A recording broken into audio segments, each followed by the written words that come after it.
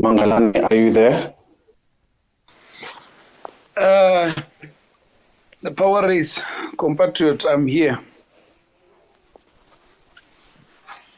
Okay, we are just waiting for the subject of our space today to come and join. I'm just waiting for him to come in and request the mic, and then we can get started. I hope everyone will be patient while we wait.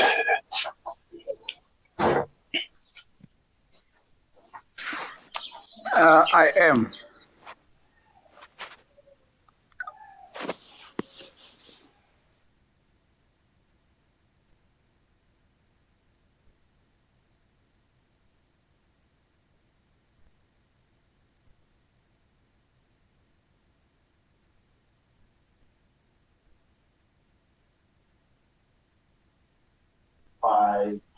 Hi, can I please raise my request? I don't know, it's actually a bit earlier. Can you guys hear me? Thepowerrace and Mangalani, can you guys hear me? We can. Yo, Yeah, no, we're just waiting for him. I can't see him as yet. I'm just waiting for him to come on board and to request the mic so that we can start as soon as he's here. I hope everyone can hear me. I requested Mangalani to help me host this space today. I will be doing the majority of the questioning, but at the initial stages, and I must say, I've hosted spaces before, but this one makes me very nervous. I don't know how it's going to go, but hey, we learn as we go. At least if anything goes wrong, we can say we tried. But obviously, to the people who've just joined us, we are going to try and uphold the utmost of decorum. Oh, I see is now here. He has joined. Mangalani, if you can please accept Mr. Manyi. Can I ask for my request now since he's online? Because I do not see him whether he's online or not. Can Dr. Manyi please unblock most of us? We would like to engage him. We apologize wherever we have wronged him. So, unblock. I think even though he might have blocked you for his own reasons, I'm sure you can still engage on the platform. So I think we will not try and make it a prerequisite.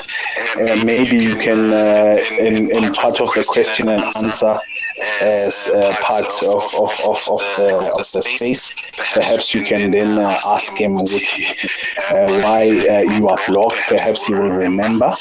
Mr. Manyi, welcome on board onto our space. I don't know if I'm the only one. Wait.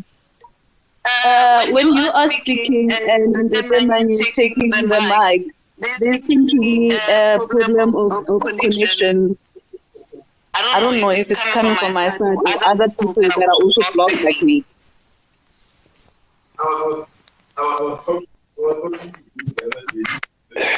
Who is blocked? Sorry. Yeah, let me say, first of all, good evening to everyone. If anyone is blocked, it depends as to why you are blocked. Those that continue to call me Jimmy will not be unblocked. It just depends. And those that, when they start a conversation, they just want to insult. I haven't got energy for that. But it just depends why a person was unblocked by me. I engage with a lot of people on Twitter, even if you disagree with me. But if you start to insult, I block you. Okay, Dr. Manyi, I don't think I've ever insulted you. I think, we may have not got on the good food. But then my apologies. That is why we are asking for amnesty today. I think a whole lot of us are actually asking for that. Same here. Okay. I'm blocked and I didn't insult. Okay, guys, please, decorum, please, guys. We will have to mute you guys if we do not follow an order. I was just about to welcome Mr. Manyi on board and to just say thank you for affording us the opportunity. Spaces is a new thing. I think I explained to you that you are not professional journalists. Some of us are known on Twitter more as hashtag Put South Africa People. We host a few spaces, but we are not professional journalists. So if we are not perhaps doing this the usual journalistic ways, it will be a mixture of nerves and inexperience. So I hope you can introduce yourself and just maybe a few words to the people. Yeah, okay. No, thank you for the opportunity. Mzwanele Manyi is my name. I have removed Jimmy even from my ID. So, but there are people that just want to continue to annoy me. And when they do, I block. And all of this is really that simple for me. Yeah, so, I mean, I think it's by way of introduction, simply just to say, without wasting time, so that we can reserve time for the discussions. I think my profile is on the net. I've been in the corporate space for the longest of time. And towards my tail end of working for people, I was then in government probably for about 3 or so years, although people think I've been in government for many years. It's not. It's a total of about 3 years, including Department of Labor and the GCIS and all that. And since then, I've been doing this and that outside the space. Yeah, so that's me. Yeah, I'm ready to deal with anything, whether it's on the report. It doesn't matter what it is. And all I ask is that we treat each other with respect. If you're not clear about anything, just ask it in the best manner you can. I commit to respond to all questions, but I'm not going to trade insults.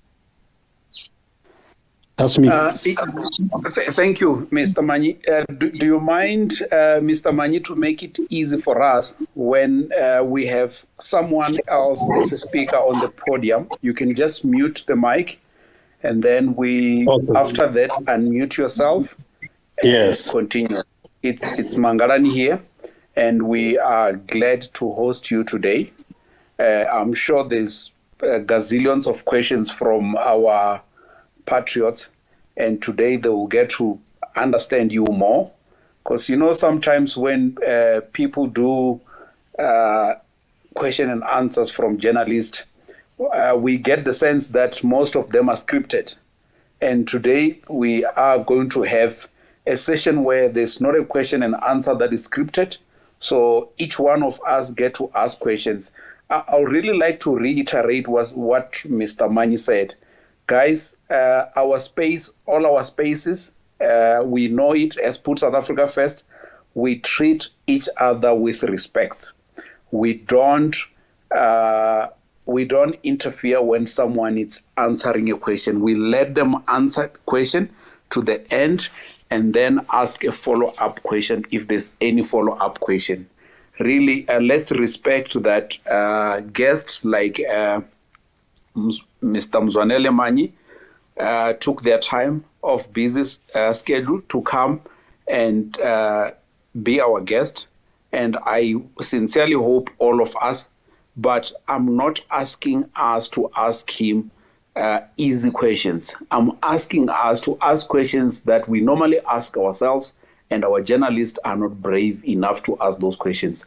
This is the time where we can do that. And I have plenty on my side, but as usual, those who attend our space know that we don't like hogging the mic. We don't want to be the main speaker when we have the main speaker. And today the main speaker is Mr. Mzwanele Manyi.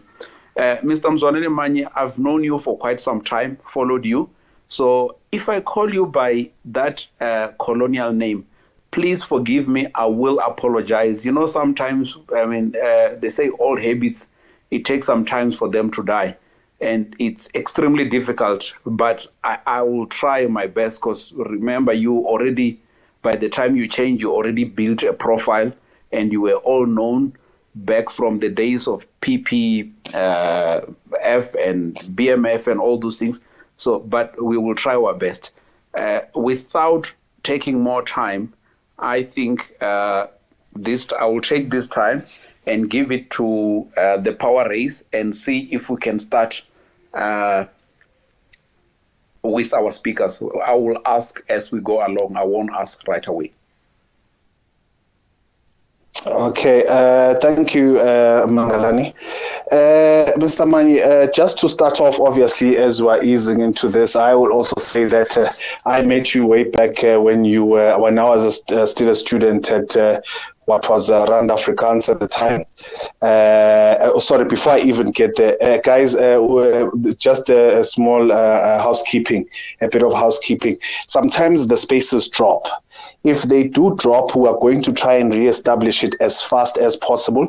We have given this space a timeline of about 2 hours. That was my request, from 7 to 9. It might change. We don't know. The man is very busy. He's got commitments. That's the announcement. And now, as I get into it, yesterday, obviously, Mr. Manyi, I had tried to schedule this interview with you. Obviously, due to time constraints, it was very difficult for us to be able to get it together. But just for me, as I was doing a little bit of research on you, I was actually surprised. I came across some sort of biography of yourself. It says born in the USA. How true is that, sir?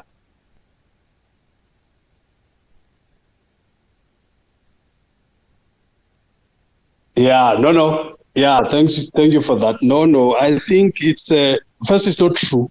I've looked at that thing myself. It says Meadowlands in Minnesota, but it's Meadowlands in Soweto, not in Minnesota. Yeah, so it's not true. I'm sure you can even hear my language. I don't have even 5% of a twang when I speak. So no. I was born at Baragwanath Hospital. So born and bred in Soweto. And so that is not true. Over to you. No, okay. Okay, that is fine, because I was a bit worried. And that's why I'm going to follow this mode of when I ask you, I will rather not ask you as if I'm going to rely on newspaper articles. I will ask you so that you just answer. So basically, my first question, obviously, well, maybe not obviously, starts around your tenure at the GCIS. And one of the things that have been said, and which obviously you're at liberty now to come and dispel, because we'll talk about this as if it's our first time encountering it.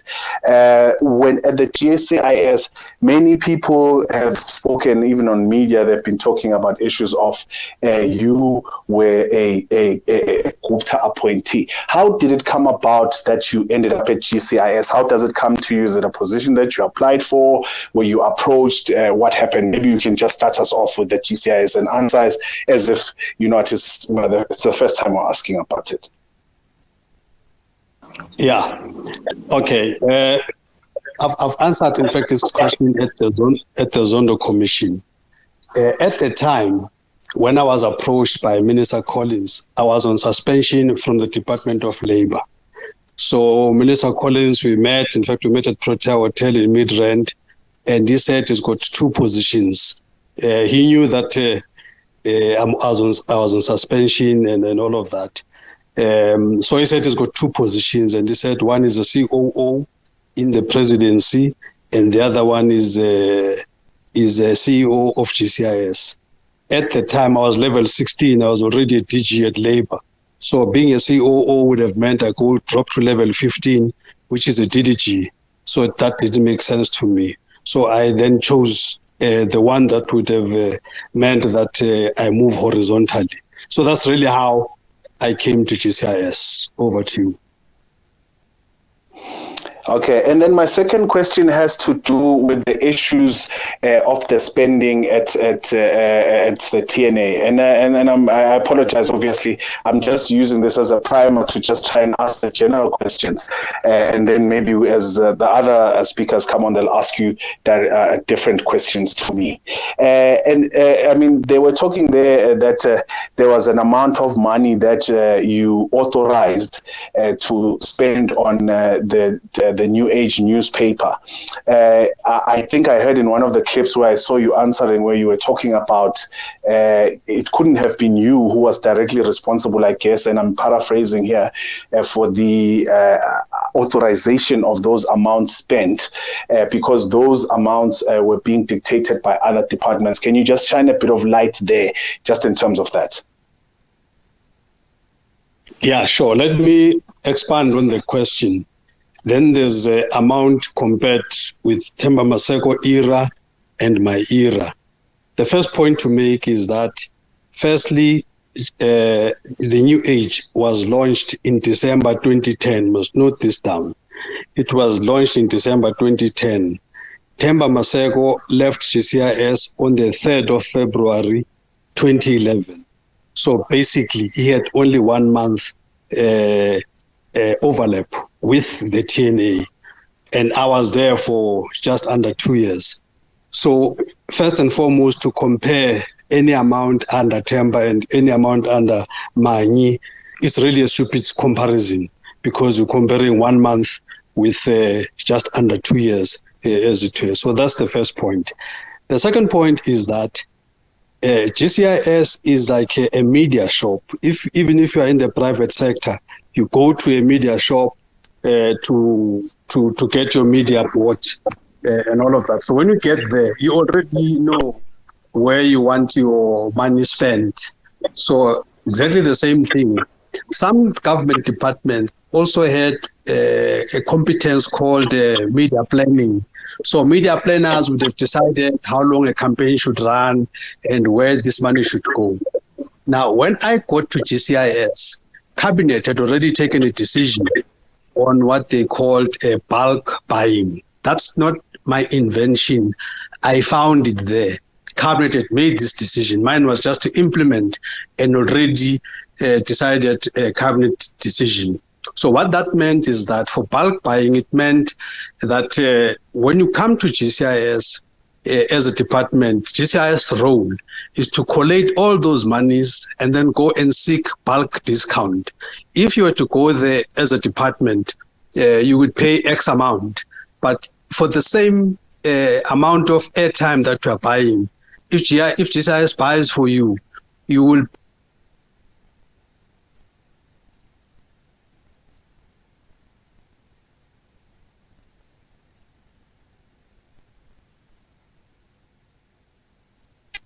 Mangalani, can you still hear Mr. Manyi? No, it looks like we have lost him.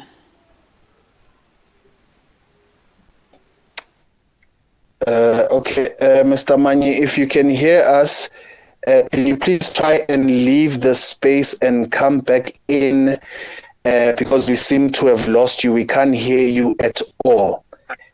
So I hope we're going to be able to get you back. Yeah.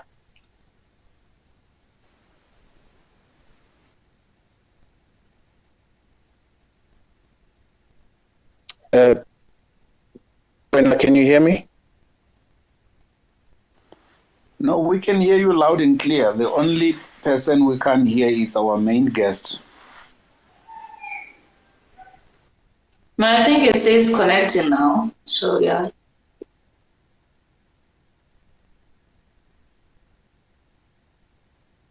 I see it's connecting now. Press the mic anytime.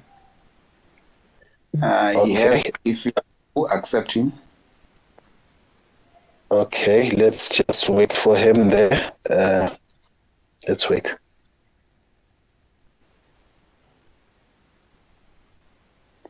Have you accepted his request? Please go ahead. I think I don't want to. Usually things freeze from my side, Mangalani, so I think you'll have to help me with on that side. Okay. He's coming on. Mr. Manyi, are you back on? I see you are now a speaker, but you're muted. Up to where?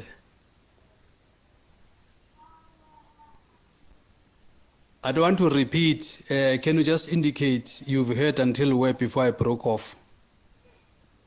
Where you were clarifying the difference between Themba Maseko and the airtime issue. Okay. All right. Okay. All right. Okay. That's just the beginning. Okay. Then beyond that, what then happened is that I was explaining then that I found. Mangalani, can you hear him? I can't hear him. No, I can hear you loud and clear. You may go off and come back. Yeah. Let me go off and come back. Okay. Please take over for me. Okay. So the departments. Okay, firstly, I was saying I found a policy at GCIS called bulk buying. So let the record show that Manyi did not start that policy. I found that policy at GCIS. Mine was just to implement it. It just meant creating economies of scale. That's really what that was all about. In fact, in the year ending 2012, we saved about 30 million or so. You must check, it's in the annual reports. For doing bulk buying, as it were. So that's what the whole thing was about. So what would happen is that a department would come to GCIS and it would say that we want to take money to Sunday Times, we want to buy advert at Sunday Times, we want to buy at this newspaper or that newspaper, and so on. Now, GCIS had a system called Telma. And that system is a computerized system. It's got all the media information in there. If you put the population that we're looking for, the demographics that we're looking for, everything that we're looking for, recommended newspapers and all of that. So we would make this available to departments, but departments would be very firm about where they want their money spent, and they had a final say in any event. You must remember that departments are all run by various DGs. So a DG is accountable for all the money that they send to GCIS. Now, if, for instance, a particular DG through its head of communication would send 1 million to GCIS to say, I want this money, let's say at X newspaper, and Manyi and his people decide to take it to Y newspaper, it's going to be a problem. It will actually even be an audit issue, as it were. And all of these instructions, if I can call them that, are all documented because departments come to GCIS with various with various campaign forms and so on. There's paperwork to be done. So they come there, they say this money must go X, this money must go Y. And we collate, we just go and get bulk discount. So if you think of it, you must think of GCIS as more like a conveyor belt. And that's what really it is. Mangalani, are you available? Sorry? Elmo, we can hear Mr. Manyi. Yeah, just put yourself in mute and let him continue. Yeah. So think of GCIS as a conveyor belt. So if you're worried about how much money went wherever, the people you should ask as to why did you decide to take money there? It's not actually GCIS. It's actually the various government departments. The value proposition gets made to them by whoever. Then they make the decision to say, we're going to take it left, we're going to take it right. That's what happens. There is this notion that the Guptas went to Themba Maseko to say there's 600 million. I want to explain that as well. There's 600 million, we want it all for ourselves and all of that. In fact, on Twitter, I have posted Themba Maseko's affidavit when he explains to them the same thing I'm telling you now, that he told these Guptas that no, actually, the decision does not lie with the GCIS, it lies with the departments. If you go to my Twitter line, you'll find Themba's affidavit that says exactly the same thing. But these guys wouldn't listen to him. But it doesn't matter as things stand in terms of GCIS, because Themba Maseko did not go and twist anybody's arm. And if in Zondo Commission, for instance, there was some DG or head of communication that would say Manyi came and twisted my arm and forced me to go to New Age, let that person stand even now. I can tell you that I have not done that to anyone. So I dismiss it as nonsensical, and it's actually rubbish to say Manyi spent monies with the New Age and all of that. Manyi or GCIS did not spend money with that publication. That money was instructed to go there by the various departments. I made the submission, by the way, at the Zondo Commission. But Zondo Commission, in my view, is not unbiased. It's very biased, because one of the reasons I say Zondo Commission is biased is that after Manyi left, I mean, it's what I'm going to tell you now is in the report. There's a figure there that during Manyi's time, I think it's about 8 million. That is 6 million on year 1, 8 million on year 2. But after Manyi left, to the same TNA, 9.5 million on year 3 when Manyi was not there, and 9.9 million on year 4. But that period, purely because Manyi is not there, is not categorized as a period of enablement. The DG that was acting there, I think it was Pumla, the DG that was acting there is not quizzed about, and then what? Now, the question is, Ganti, what is this? It becomes an enablement when it's Manyi, and when it's somebody else, it's not an enablement, even when the money is much more with the other people. So that's really what has happened there. So I sit here, I'm feeling no guilt of anything. And I've said in one of the statements I've issued, I welcome the fact that, in fact, there are no recommendations against me, whether adverse or otherwise. And the reason is there couldn't be any recommendations, because even with the various departments that place these ads, wherever they've placed them, whether it's New Age, there was no irregularity in the process. There was no declaration of New Age as null and void contract within the GCIS space. I see that it has happened with sponsorship things in the SOEs and all of that. But as far as national government is concerned, there was no such a thing as declaring any contract invalid and all of that. New Age continued to be a proper customer for National Treasury and all of that. So there was no issue of irregularity or anything. As it were. I mean, even in the report, Zondo, I say there that GCIS was just an enabling department, 4 line departments. And the Zondo changes that. It says, no, it was not enabling, was enabling state capture. Now, if you say so, then you must back up what you are saying. For instance, one of the things that when they describe an enabler is somebody that changes policy. Then Zondo must say, what is this policy that Manyi changed? Because I changed no policy. And Zondo must then say also, who is this DG or head of communication whose arm I twisted? Zondo must say, who in GCIS did I say, tell people to do this thing, tell people, coerce people, tell people to place in the New Age? There's no such a thing. He hasn't got such a complaint.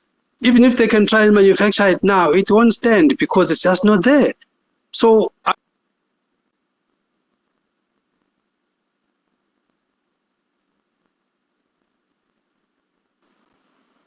it looks like we have lost Mr. Manyi again. Mr. Manyi, if you can hear me, do you mind just quickly updating your Twitter app and then log back again? Because from how we are losing you, I struggle to think that it's a network. I think it's an app issue. Oh, but it's already coming back. Oh, is it coming back? Yeah, I think it might take a bit of a while. Okay, I think he's back on my side. Can you see him on yours? Mr. Manyi, if you can hear, please tell us you're back. Yeah, we can hear you, Mr. Manyi. You were still on Zondo's recommendation. Yeah, so I'm just saying, okay, up to Zondo. I'm just saying that there's nothing in the Zondo recommendation. I can't hear him again. I'll leave the space and come back. Yeah, thank you. There's nothing in the Zondo Commission by way of recommendation. It's a finding which is not backed up by any evidence. And I'm challenging Zondo, even right now, anyone, to say, if we are saying we have a finding that Manyi was an enabler of state capture and all of that, please bring evidence to back that up. What did Manyi actually do Or am I just an enabler just by merely being present at GCIS, as it were? And I want to also challenge the notion that is in the Zondo report that Maseko would have stopped it. There's nothing Maseko would have done if the departments wanted money to go in a particular way. A GCIS CEO is not a big brother DG for other departments. You cannot tell another DG which way to go. You can't do that. Maybe if you were, maybe I don't know who, but as far as government is concerned, there is no upper hand that you play in communication as a DG of GCIS in terms of ad spend. If a department comes and says, this is where it goes, that's the final say. Let me pause there and give people a chance to say something. Okay. Thank you, Mr. Manyi. Mr. Manyi, maybe with your permission and the Thepowerrace permission, there's one thing that we've missed in here, or I think Thepowerrace was eager to jump into the state capture. And I really wanted to know the man called Mr. Manyi. We locate Mr. Manyi while he was studying in Pretoria. From there, he's heading BMF, and from BMF, he's in the process of setting up PPF, which, by the way, it was a very good idea. And before we know it, the PPF, the ANC refused to recognize it as how do you call that in the ANC? As a constituency like the Youth League with voting rights and all those things. And from there, you get to the government. Can you please summarize for us how you became to head BMF, whether while you were still studying in Pretoria, as we learn that you were indeed an underground ANC member and things like that? Thanks, Mr. Manyi. Okay. Yeah, no. I've been a member of BMF since the late 80s, as it were. And just an ordinary member since the late 80s in the BMF. My politics in the ANC started around after the unbanning. I did not go to exile. I joined the ANC not underground. I probably joined it above ground.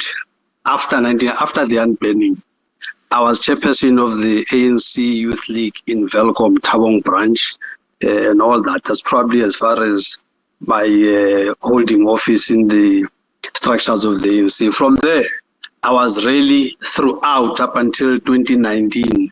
I was just a rank and file member within in the ANC, as it were. Yeah. So yeah, and but most of my involvement in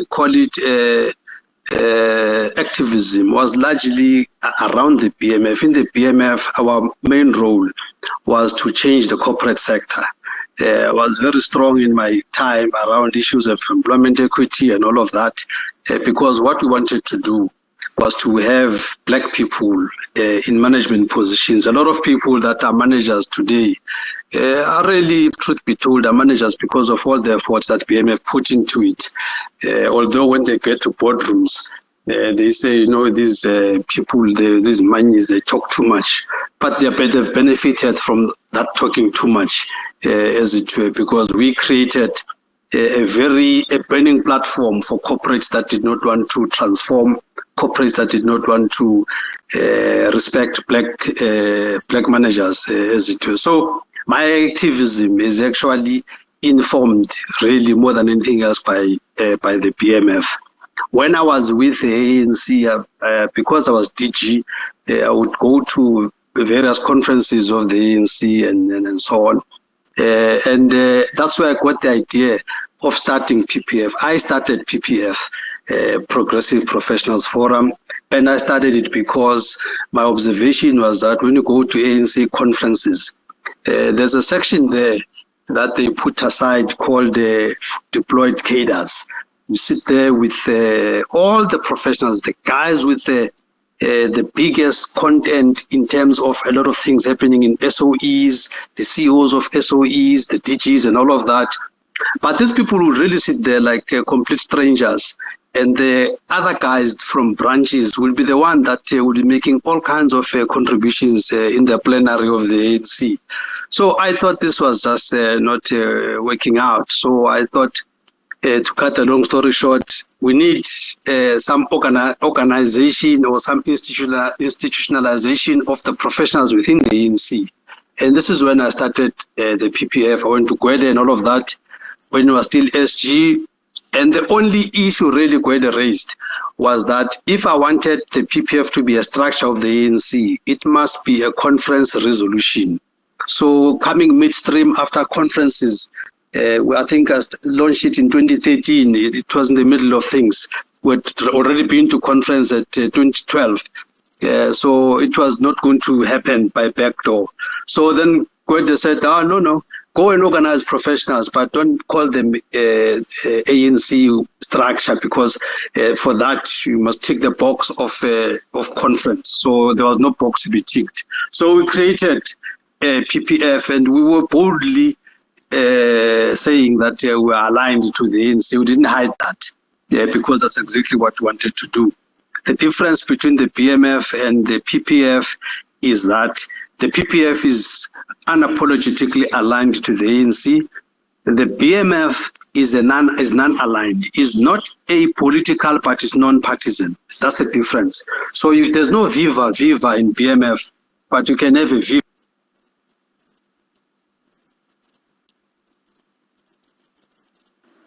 Oh, we have lost you again, Mr. Manyi. Just do the usual stuff again. Go off and come back. You were talking about Progressive Professional Forum. And okay, here it's Mr. Manyi coming.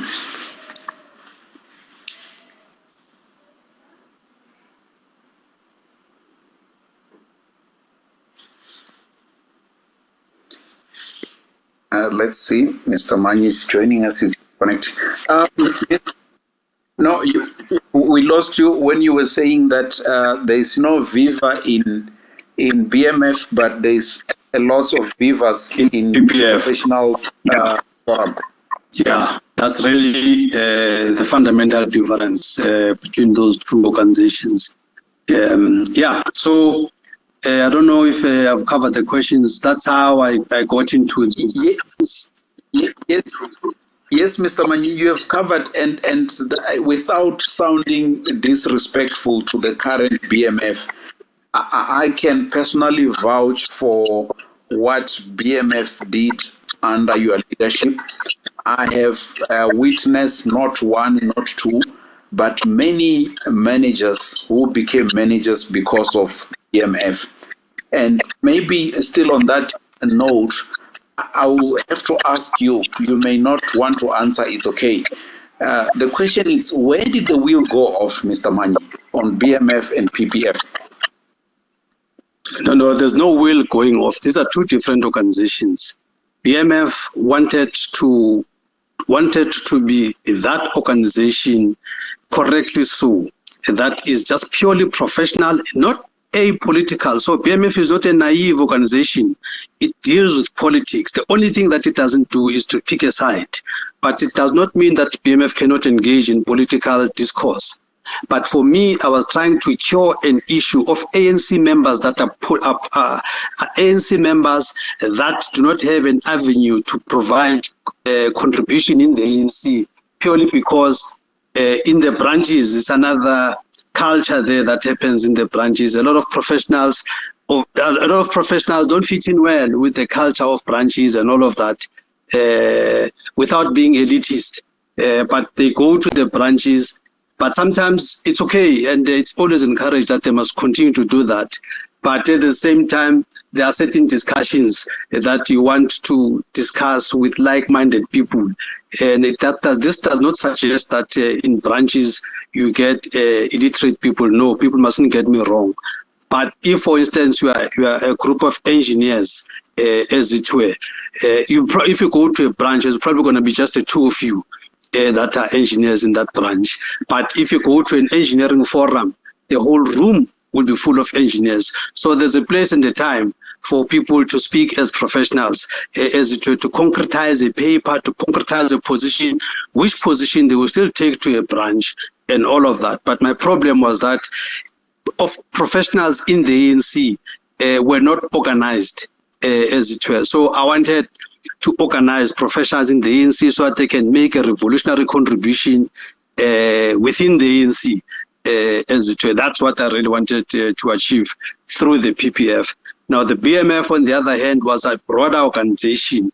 It just saw the ANC as one stakeholder, but it had many other stakeholders, and BMF wanted to solve the problem of South Africa, as it were, sitting where it's sitting and all of that. So the characterization came off is a wrong characterization. There's no will that came off anywhere. I continued, by the way, to hold dual membership of PPF and BMF. The only reason I left PPF now is purely because I joined ATM. And with PPF having committed to ANC, it would have been a conflict. But with the BMF, it doesn't matter which political party you belong to. You can be a member of the BMF. So that's the thing. So there's no such a thing as wheels came off. Over to you. Thank you, Mr. Manyi. I will give the mic to African Renaissance, but you can answer this question right at the end. I understand BMF members were not happy with you joining the government, but you can answer it at the end after African Renaissance. African Renaissance, the mic is yours, please. Well, thanks, Mangalani. And good evening to everyone, and good evening to Mzwanele Manyi. Good evening, sir. Quick one. I'm not going to keep you long, but my questions are very concise, and obviously I think they are going to elicit very concise answers. And I think maybe before I kickstart with my questions, I need to concur with Mangalani about your time when you were at the BMF. I think BMF then it was visible. I remember there was a time where you're of the view that private companies that did not implement the transformation agenda had to be blacklisted. For me, I think it was quite a low-hanging fruit in terms of enforcing adherence to the transformation agenda. Do you still hold that view that such companies must be named and shamed? Yeah, most definitely. In fact, if you go to the Employment Equity Act, Section 53, Paragraph 4, check that out. You will find that in that law, there was that section that was there in the law but not promulgated.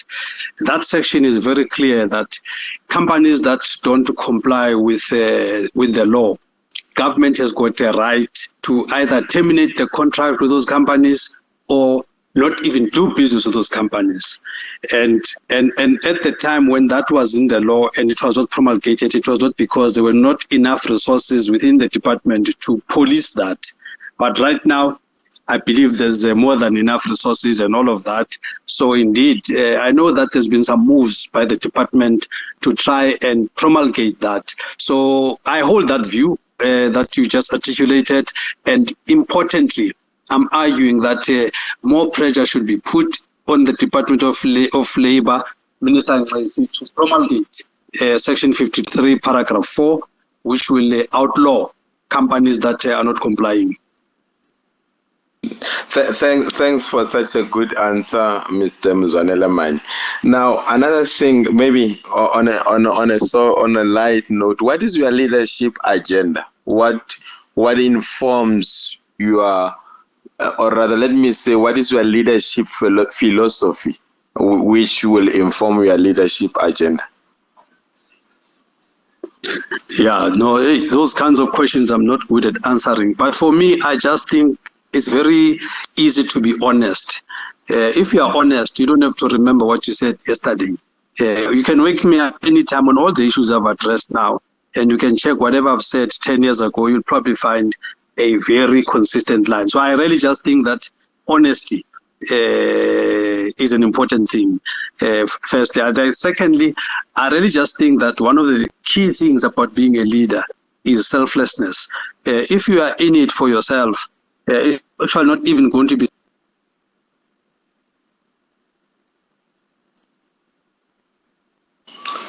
I think Mangalani, we lost him again. Yes, I think he will do the usual log off and in again. Yeah, we can't. I think that's the best we can do. We'll have to log in and log off. Guys, okay.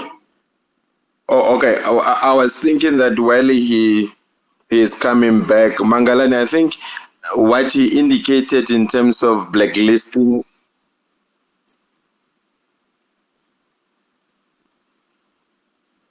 It's sabotage. No, it's your app. You need to update it sometimes. Oh, but obviously you can't do it now while we have. Yeah, no, sure. In fact, I had loaded my app via Google Play to try and make it stable, but I don't know what is this. Yeah, but anyway, okay. Okay, thanks, Mzwanele, for that. Just a few more, and then I'm gonna give others a chance. And I like it when you say the leadership philosophy is that one has got to be honest, and once you become honest, you need not to remember everything that you have said, and selflessness when it comes to leadership.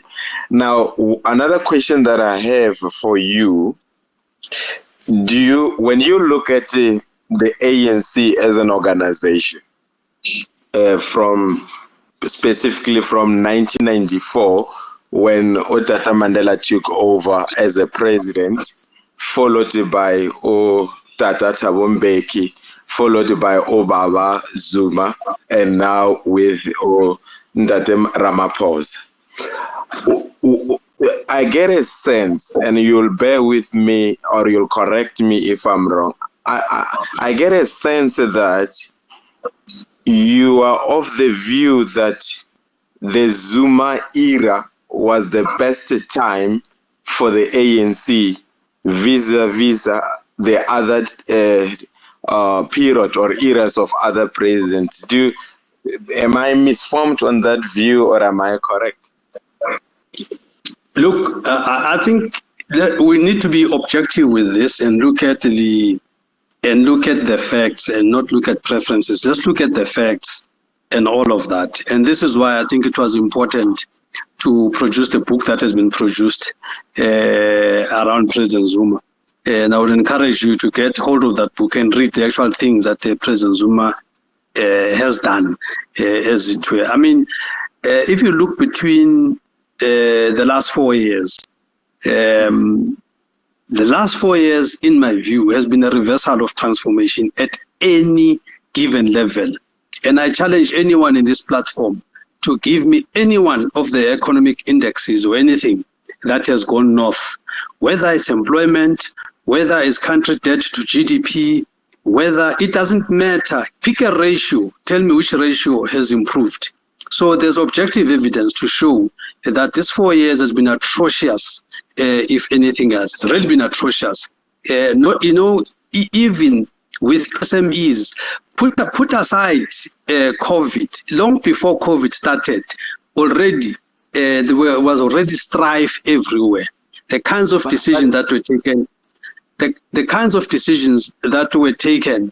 and by the way, it's also easy to map the kinds of decisions that were taken in 2018 versus maybe the unraveling of older decisions.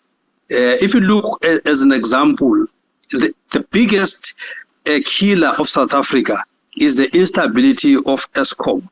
And the instability of Eskom would have started with some of the 2018 decisions around IPPs. How do you deliberately go and interfere with the energy supply, as in coal supply, and sign up IPPs at such expensive rates? That commitment of 2018 set us back R1 trillion as a country. How do you do that? Maybe when previous people... Yes. Sorry to interrupt your thought process because I need clarity on something. yeah, I hear you well that Baba Zuma implemented certain things, and when you look at now, it seems like all KPIs are pointing south.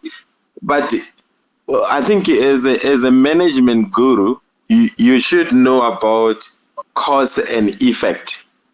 Do you believe that President Zuma benefited from the cause and effect from the Thabo Mbeki era, and Ramaphosa could be suffering from time and cause effect from the Zuma era? How do we incorporate cause and effect in the entire picture?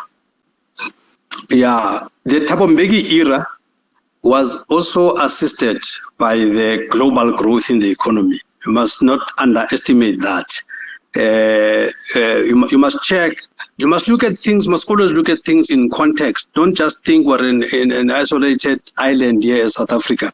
Look at what was the global economy around Mbeki, and you will see that things were really going well economically worldwide, as it were. You would have to be extremely, I don't know what, to mess it up when all the indicators worldwide were going fine, as it were. When 2008, 2009, 2007, 8, 9, somewhere there, when we started, there was then that major recession. So actually, President Zuma started on a back foot when the world economy was on a valley, as it were. So that's what happened. And I'm saying to you, and I tried to preempt your question by saying there are 2018 decisions. There was nothing prior to that would have forced anybody to take a 2018 decision to indebt the country R1 trillion to IPPs, as an example, and that has had a chain reaction in impoverishing the economy of this country. I just saw today some of the things that I've tweeted as well, that electricity price is going to go up another 50%. I mean, can you imagine this? These are the things that were triggered by these current decisions that were 2018. If you look at the black executives that were running SOEs and all of that, African executives, as it were, those Africans were eroded from 2018. That's got nothing to do with prior years and all of that. And if you look now as to what actually was the basis of this, people are found wanting. Just by one example, for instance, if you look at how well things were going around like in Montana, trains were moving.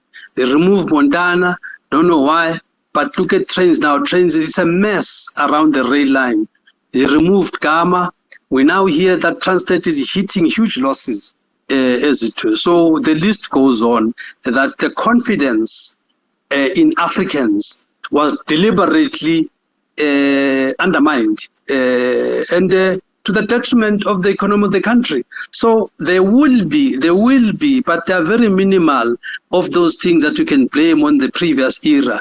I mean, if you look, for instance, on the looting that has happened on the COVID funds, that's got nothing to do with Zuma, but that big hole that has been dug in the fiscus is something that just happened in 2020.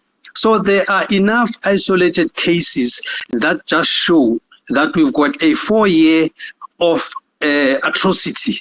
We've got a 4-year of a serious denudation of whatever was there. Whatever came from the Zuma era that might not have been fine. I think the only thing that should have happened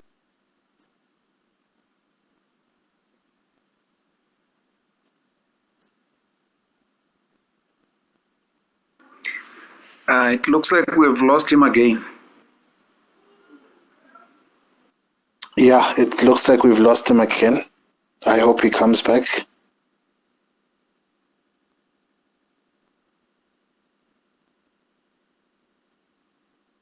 Yeah, he is coming back.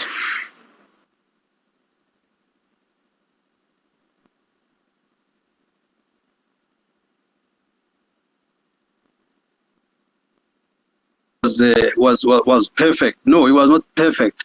But whatever he had done, If it was kept on that horizontal level, it would probably be better off. But instead, it has gone south, as it was. So yeah, I'm very clear that we had a far better fifth and fourth administration than we're having on the sixth administration. The sixth administration is the worst administration over all other administrations that the ANC has. Okay, thanks. Maybe before I leave, Baba Mzwanele, I'm still very much intrigued. We had Nelson Mandela, we had Thabo Mbeki, we had Jacob Zuma, we're having Cyril Ramaphosa. In your space, who was the best president that Mzwanele Manyi would say this was the man, in terms of based on your leadership philosophy, based on your leadership agenda? No, I think it's not an easy thing to do. There are just too many loose parts in this thing to make that. But I think all presidents that have been in government, President Mandela had a role to play of reconciliation. He did what he had to do on reconciliation.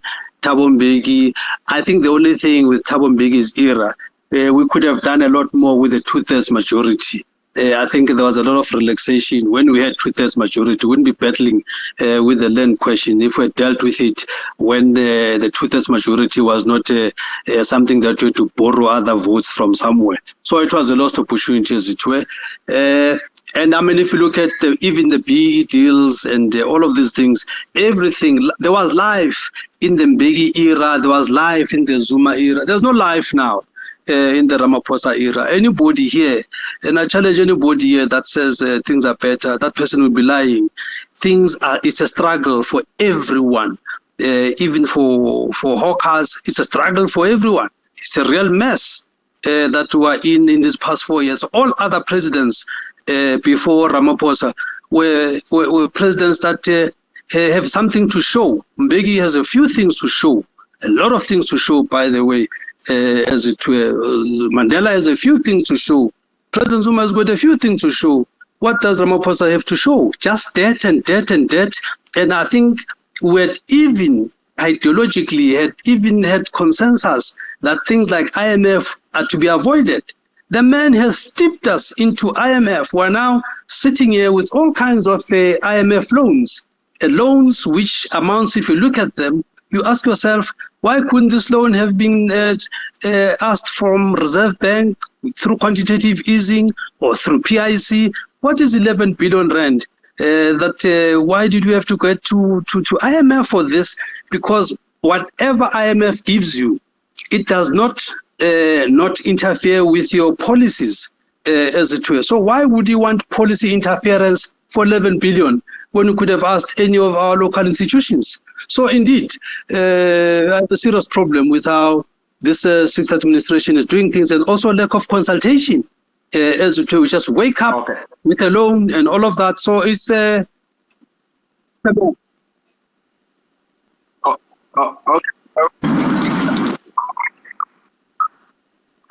Important questions, and I'm tempted on follow-up questions, but I think I'm gonna take time. But I've got this burning issue that I want to put it to you. Were the Guptas good for the advancement of South Africa?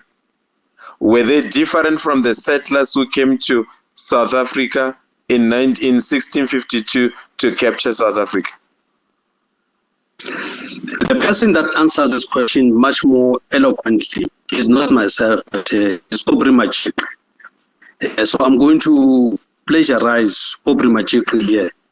And Aubrey Machik is very clear that Guptas came and interrupted people from the main table. That's what the Guptas did. If you ask me, what could the Guptas have done differently? If they had done this interruption and included a lot of locals, I think they would still be here.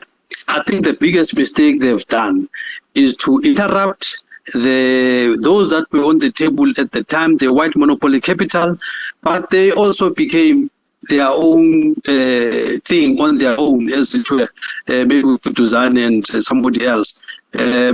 But if there was a much more broadening of the cake, that they had the capital to get things away from these guys.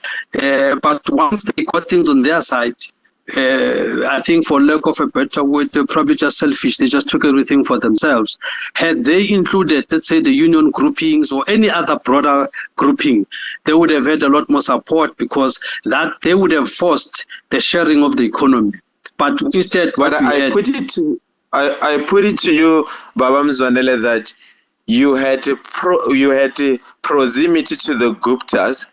Why did you not nudge them in the right direction where we are? Or is it a matter of the benefit of hindsight? Because you were closer to them, and I think because you had their audience and you had the audience of the sitting president, why did you not nudge them in the right direction?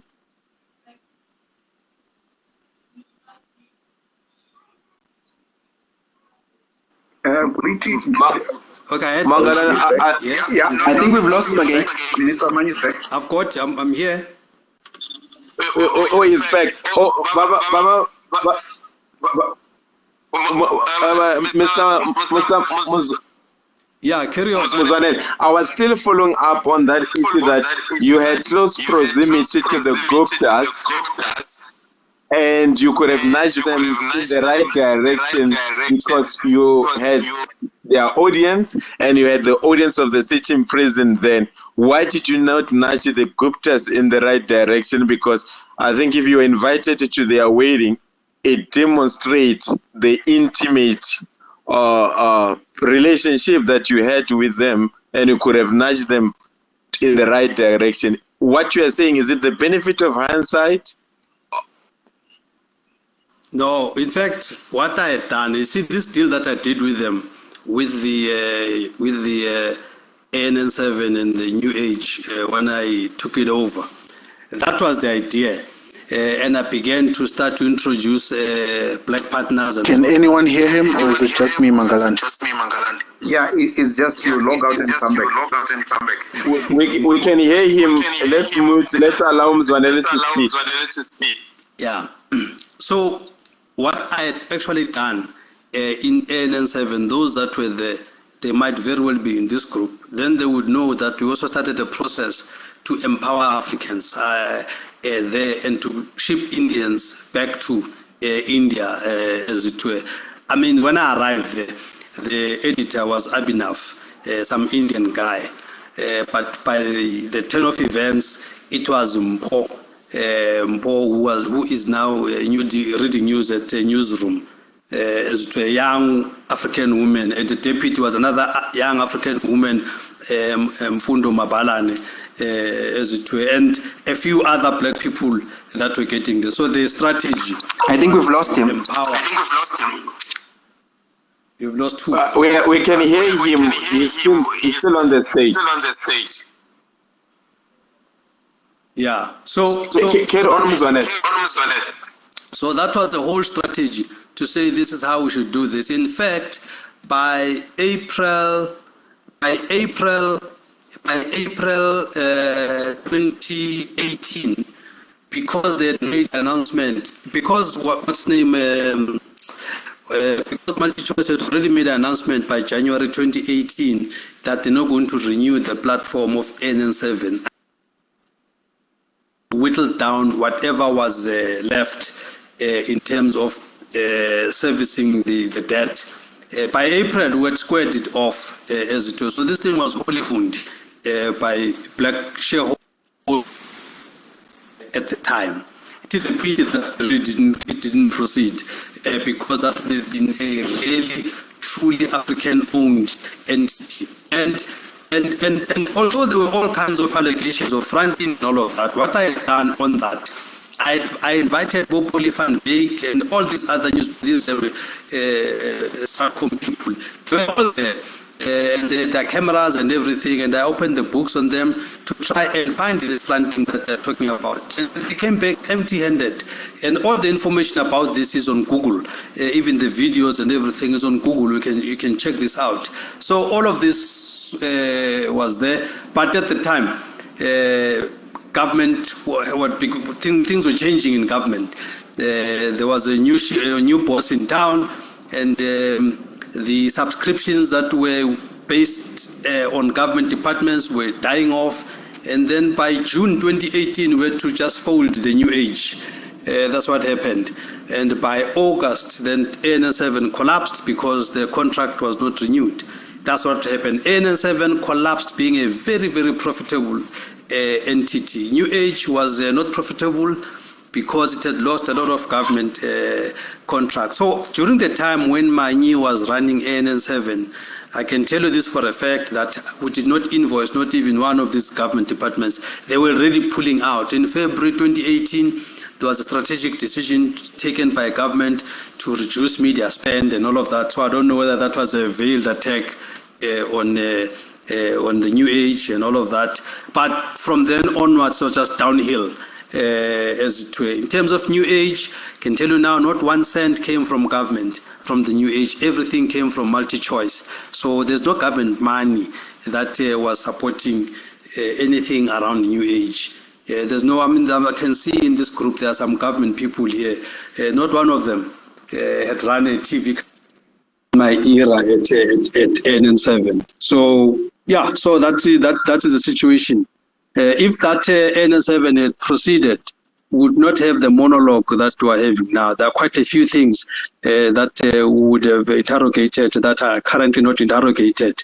As it were. See, for instance, this Mervyn Dick story, trust me, would be running with that like wild. It's a big story, but mainstream media is not interested because mainstream media has got a particular line to push, and our agenda was to push the other line, as it were, to create balance in the public discourse. But all that was undermined. Now we're sitting with just a monologue. Okay, Mzwanele, another two Mr. Manyi, can you hear me? I just want to ask a question. Please confirm if you can hear me. Yeah, I can hear you. Okay. I just wanted to know, you seem to, I just want to understand, what is your relationship, even historically, with our current president, Cyril Ramaphosa? Because, you know, a lot, I follow you on Twitter, you seem almost all the time to be on the other side of whatever it is he's saying. It doesn't really matter what he's saying. And I know now that you just quoted, you spoke of the fact that, you know, everything that he has done since he has become president has not improved the country. You pointed out to the issue of the indicators, all of them going south. I guess we can always have a debate around that.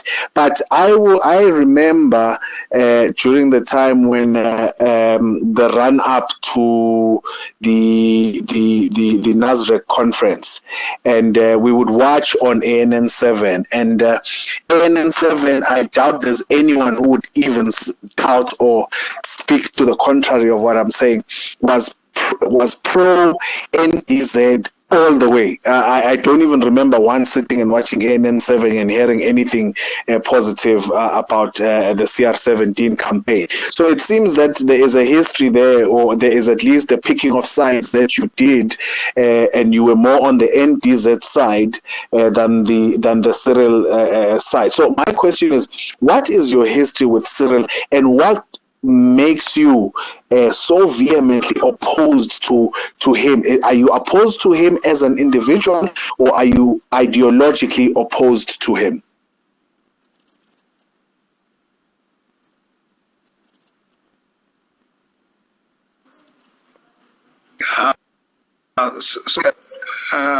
We are getting him back. He lost his connection. Mangalani, do you think he? Yeah, he lost. Mangalani. I think he should be. Yes. Yeah, I don't know why he's back now. No. I have. I've got nothing personal against Cyril Ramaphosa. You will remember that. In fact, he's joining or leading the BE Commission. Can you hear him, Mangalani? I'm still not seeing him. Yes, I can hear him loud and clear. Just log off and Okay, let me log off and come. Yeah. Yeah, so I'm saying I've got nothing. Mangalani, before Mr. Manyi speaks, may I ask that we have a diverse panel of questions from different speakers, because I see one of them, we have Zolani, who's a seasoned short steward from Nehau, and there are also other speakers. I see there are new speakers who might be related to the BMF or the government business and the government infrastructure issues. And I myself also want to ask questions specifically to put South African face to Mr. Manyi. So if I can just allow a pause from the regular speakers that we've been having, asking Mr. Manyi multiple questions, and just allow this diverse number of speakers to each ask a question to the guest, Mr. Manyi.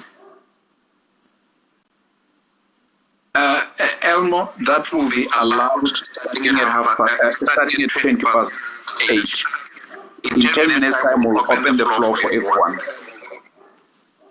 Okay, so briefly, I have no personal issues with Ramaphosa even now.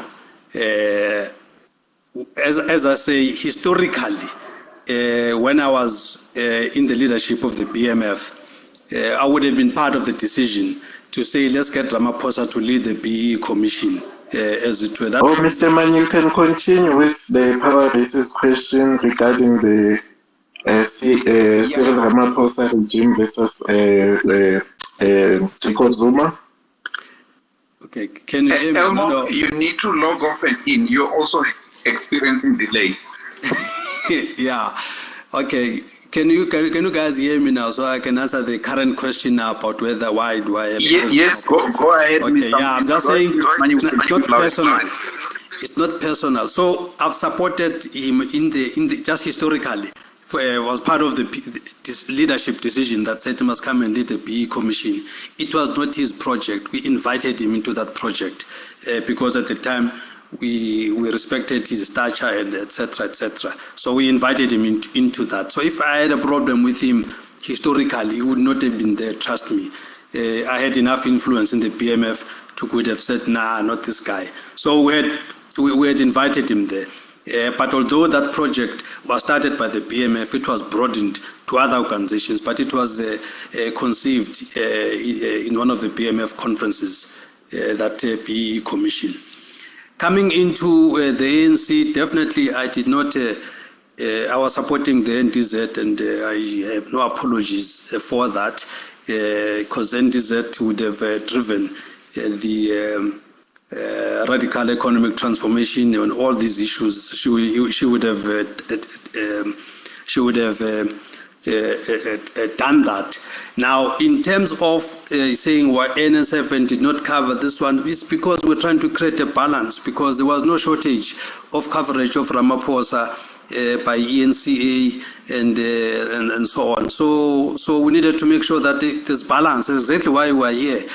For instance, some of the wrong things done by National Treasury are never covered. We had reported at NN7 the issue about IFMS project, 1.8 billion down the drain by IFMS. I even submitted an audit report to Zondo Commission, but because National Treasury is run by blue-eyed boys for the establishment, nothing happens as it was. So at NN7, we were not going to repeat what the mainstream media was doing, or the alternative media. We're going to reflect on that which is not fashionable to. So I have no apologies for that, because we wanted diversity to be out there. That was the whole point. In 2017, after the conference, although we were robbed in that conference, but I supported, as a disciplined member of the ANC, I supported the leadership that emerged, regardless of how it emerged. I can even show you pictures with myself and Ramaphosa and all of that. So 2018, I gave this new leadership a chance to consolidate the organization. Instead, they were on a mission to purge people, to purge, whether you were in the private sector, they would purge you. Whether you were in SOE, they would purge you. Whether you were in government, they were on a mission of purging. As it was just not sustainable to carry on with a situation like this. So that's why I then went into the ATM. as ATM, we're an opposition party. It is our duty to find everything wrong with the ANC government. So don't take it personal. I'm doing my job. I can't wake up and clap hands for Cyril. I'm not going to do that. So if I wake hands and clap hands for him, then it means ATM must fold. It's not going to happen. So my job, when I wake up, I think what else has he done? Even if he says hello, I have to find something wrong.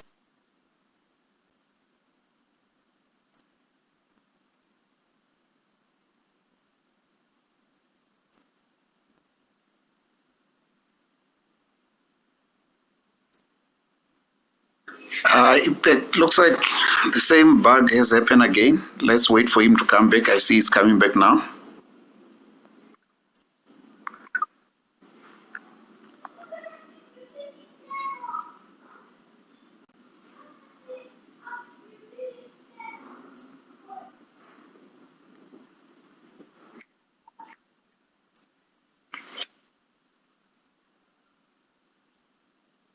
We have to hold it accountable and we've got to oppose it. So people mustn't take it personally, as it were. If I meet Cyril anywhere else, I'll shake hands with him, I'll smile with him and everything else. But I'm a political opponent, a fierce one at that. But what I don't do is, you might notice, I don't insult the guy. I just have a problem with the incompetence. And we have even developed at ATM a spreadsheet, or rather a table, just to indicate that our issue is not personal. We indicate that unemployment is at its worst off. We indicate that load shedding is at its worst. It is at its worst. Everything is really just going south. As I said, before this thing closes, I want somebody here to tell me which index has gone north since Ramaphosa took over. Which one? Please tell me that before we close the session here, so that I can eat my words. And I tell you now, you're not going to find anything. Country, as I've mentioned before, whether it's country debt compared to GDP, we are going south. I mean, almost the sovereignty of the country is at stake as things stand. This country is owned by creditors. So we're in real big trouble in this country, trust me. You know, so as I say, if anyone has got anything that is risen up, that is positive, I'm here. I can see RT is here from the presidency. So please give you a chance to tell us what is it that has gone north. I see Clayson is also here, a very senior leader in government. He must just tell us as to what is it that has gone right objectively, not the hairy-fairy stuff. Give me figures. Tell me something that is measurable, that has gone better since Ramaphosa took over. I'm arguing that everything has gone south. The country is worse off with Ramaphosa. Yeah, so I think the short answer is that it's not personal. I'm just doing my job as an opposition party member.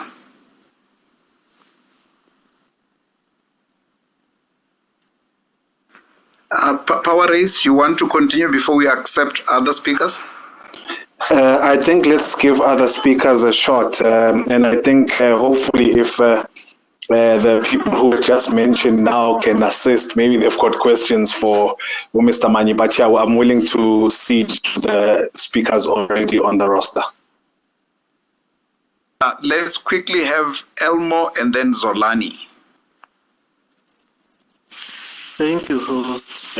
My question to Mr. Manyi, it's twofold. That I know it doesn't really affect him directly regarding the state capture, but it's regards to the revelations that were discovered on the state of capture, that the very same Gupta family was illegally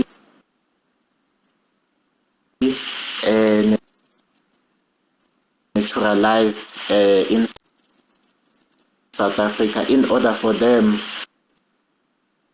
to access the government aspect of the SOEs. So there's also another issue which the Zuma regime also likes to underlook. The fact that through what we call these BRICS the Chinese were also given access to the very same land that Mr. Manyi was referring to during Thabo Mbeki's regime, when the majority resolved the issue. Currently now the Chinese, which is what we were referring when Professor Lumumba was coming here before the 2019 elections to say that we are seeing what happened in Canada. The Chinese couldn't get a loan from their president. Now they are taking over the airport. Currently, we've had speakers reporting what's happening in Limpopo and as we're saying, there are also some cases in Rome and the Chinese, they will establish a motor industry. If I'm not mistaken, it was here in Nego, Lenny Springs, where some piece of land was to be given to them, besides the mushrooming China malls that are happening in the country. So I'd like to know from him, being a former government official, especially with regards to labor, what is it that reflects on the issue of illegal foreigners penetrating the labor industry, the labor and as well as our country, to the point that the 34.9% of unemployment has risen up, has gone north in the current Cyril Ramaphosa regime. And the last question I'd like to ask him under ATM to say, seeing what is happening with the opposition parties, I won't mention the EFF clowning that recently happened at the Cream restaurant, but I'll mention Patriotic Alliance's Action XA to say, under Mr. Vuyo, what is it that under ATM, and seeing what the IFP did regarding the proposal that there should be 80% South African employment versus 20% scarce skills for the foreign labor, what is Mr. Manyu's views on the issue of illegal immigration that we are fighting as Put South Africa First? I'll end there. Yeah, look, I got confused onto the previous person and yourself, but I'm going to just respond to some of the questions I've heard you repeat. Please remind me if I've skipped anything. Firstly, on the state capture, the point to make there is simply that state capture, in the classical definition of what we're trying to deal with, was an allegation that President Zuma had abdicated his executive authority to the Guptas. So that's really the issue that it really wanted established. And if I look now, I don't think we've got any evidence of that. That's what we're trying to establish. What has been discovered in that process is not state capture necessarily. It's just pure criminality and just pure criminality, as it were, which are, in my view, if you ask me, those that have got that load of evidence, they should have just gone to the NPA and get people arrested and all of that. There should be no, because right now, by the way, as things stand, it's almost like R1 billion wasted, because truth of the matter is that the recommendations of a commission of inquiry are not binding on anyone. So you can just say, okay, noted, that's the end of story.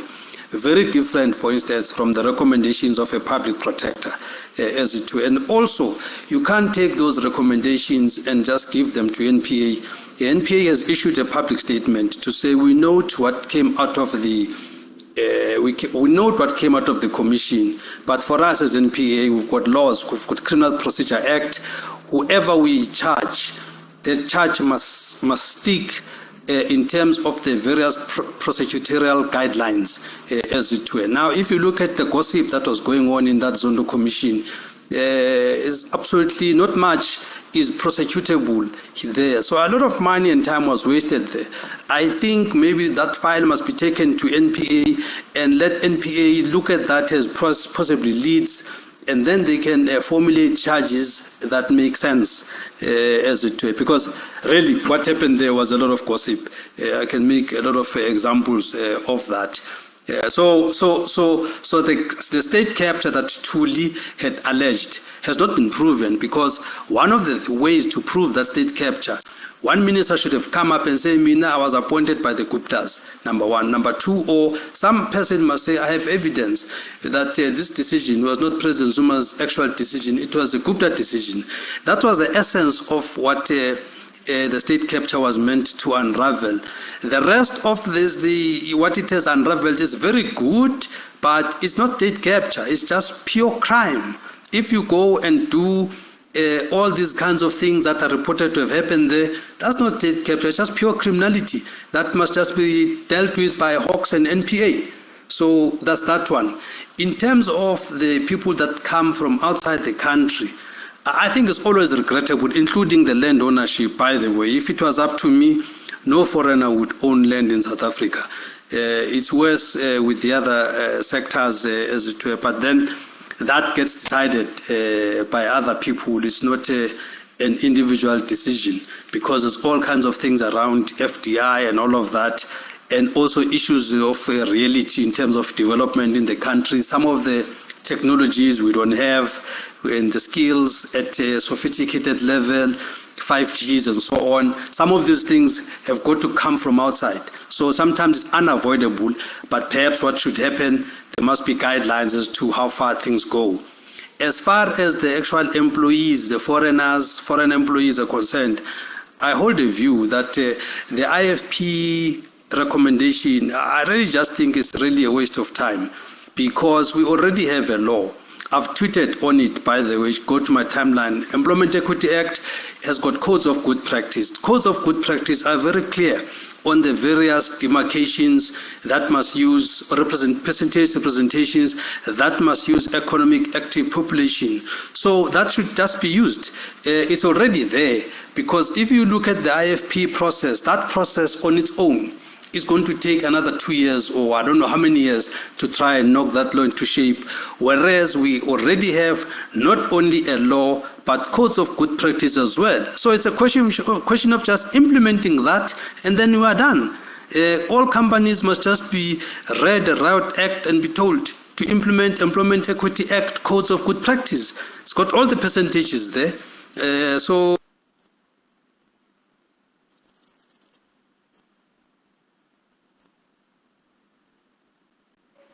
we've lost Mr. Manyi. I think foreigners didn't like what he was saying just now. But Mr. Manyi, try to reconnect again.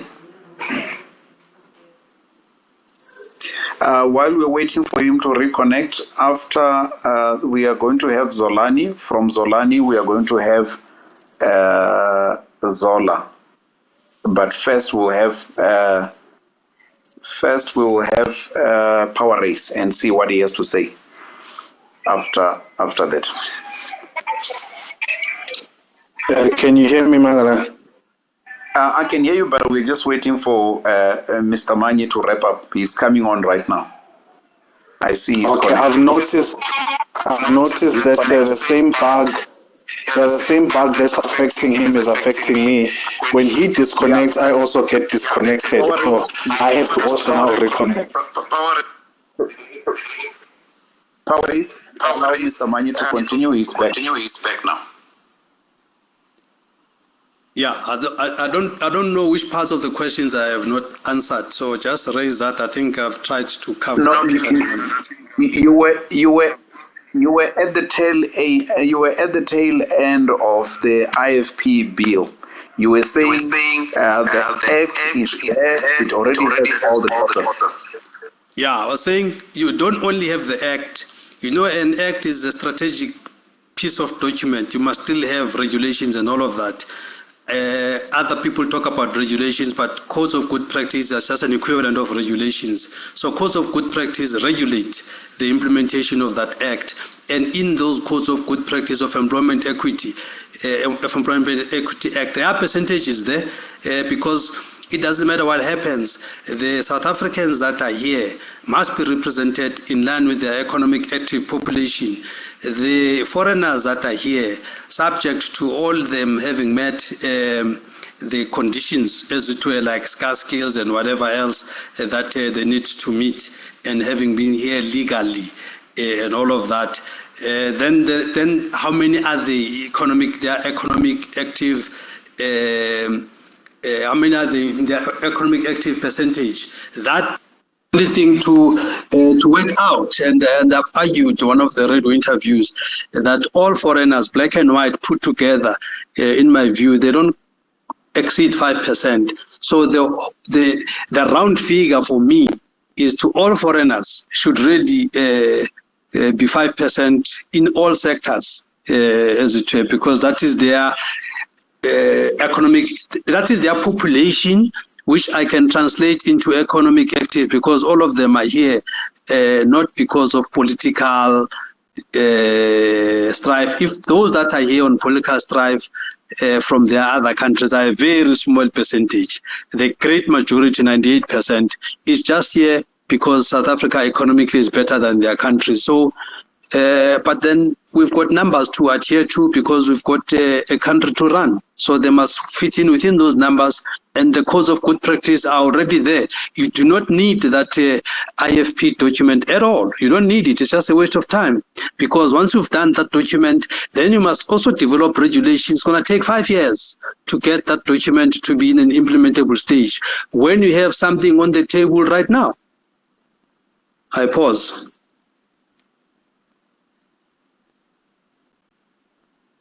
Mr. Manyi, I think the biggest challenge with the issue of labor is the political will.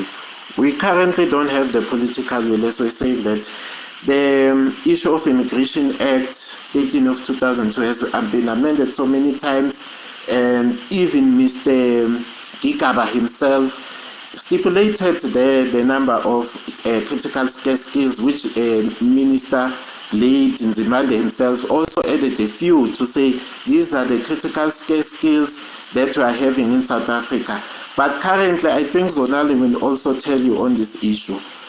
Doctors, nurses, pharmacists, then there's this undermined practice that is called community health workers. I'm just making an example with the state critical skills. Those categories of professions are currently unemployed because of the issues that they were having. They shut down nursing colleges, which could have accommodated the community health workers, because under the apartheid regime, they were under the enrolled nursing assistant qualification. Right now, as we speak at SAQA, they are not recognized, and they've been working as EPWP, Extended Public Works Program, not getting their benefits. Recently under NEDLEC, they got their benefits to be to get minimum wage, but the fruition that we fought for in the constitution of this country, they are not benefiting as government employees and qualified cadres. And we know that there are also foreign nationals who have penetrated these very same critical skills that we are talking about. So we currently don't have the political will. We were having Shepherd, I think it was Membatis in Mzwanele, who reigned in 2 terms from being an inaugural Minister of Labour, could have ensured that when the succeeding Minister of Labour took over, should have noted that now we are having a large number of government professionals, for example, that we need to cater to and adjust, that we need to remove them from the skills because we have graduate and highly competent and highly qualified native South Africans that could have filled this role. So I think that is why the IFP went the direction that they went, and bearing in mind the truck drivers, because the truck driver industry, allegedly the presidency is involved, and allegedly the ministers of Zimbabwe, the ZANU-PFs are also involved because they have shares or they have companies that are processing and transporting the logistics of these mines, minerals from one port to another, hence why they did what they did. So this is the burning issue, hence why we are also asking to say, if maybe you can share your views under ATM to say, what is it that you intend to do as you've laid your views that no, there's no need to add another bill that has to have a gazette and it has to have regulations. What is it that you're going to do with the current available legislation that says put South Africans first, to have qualified citizens, government, civil servants, and other private sector skills that need to be implemented in order for this 34.9% unemployment rate to go south? Yeah, look, the ATM position on these matters supports government policy. Our view as ATM is that we already have the laws that manage this. If you go to Immigration Act, I think there are two sections that deal with the issue of skills. There's one on critical skills. There's one, I just forget the other categorization, but work permit that require work permit. So there's two types. On the critical skills, on both of these work permits, a company that wants to employ a foreigner must show cause that there aren't available skills in the country. This is why the Department of Labor must go there and check if there was any adverts done. They must take that company on a DG review and check what actually happened. Did you advertise? How come you don't have the right proportions and what have you? Why is the skill of serving people saying only people from other countries can do this? Are you saying that there's no South African that can serve food in a restaurant? What are you saying? Etc. So there are many skills, and there's also a mischief by companies in the country. There's a mischief because most of the foreign people that come to the country are quite happy to accept labor things, labor salaries that our unions they have fought tooth and nail to achieve. I mean, if you look at how many people died in Marikana, dying for 12,500, and then later, then imagine if after so many people, 34 miners die for 12,500, and then come a cheap labor, and somebody says, no, actually I can do this thing for 7,000. What is the morality of that? When people have died literally to achieve a particular wage determination, So there's a lot of blood that has gone into this. So we can't accept a situation where people come here for cheap labor and all of that. If you go to the hospitality sector, some of them don't even have fixed salaries. They just live on tips, as it were. You would not do that to a South African. And then they say, no, they want the American thing, hire and fire, to drive the economy. All they want is capitalism that is destroying our people. That's what they want. So that's what is actually happening in this space. And we are arguing as ATM that there are enough laws in the country to manage this thing. And the Immigration Act is very clear as to what needs to happen and all of that. So if they are, Section 38 of the Immigration Act, you can check it out. It's very clear.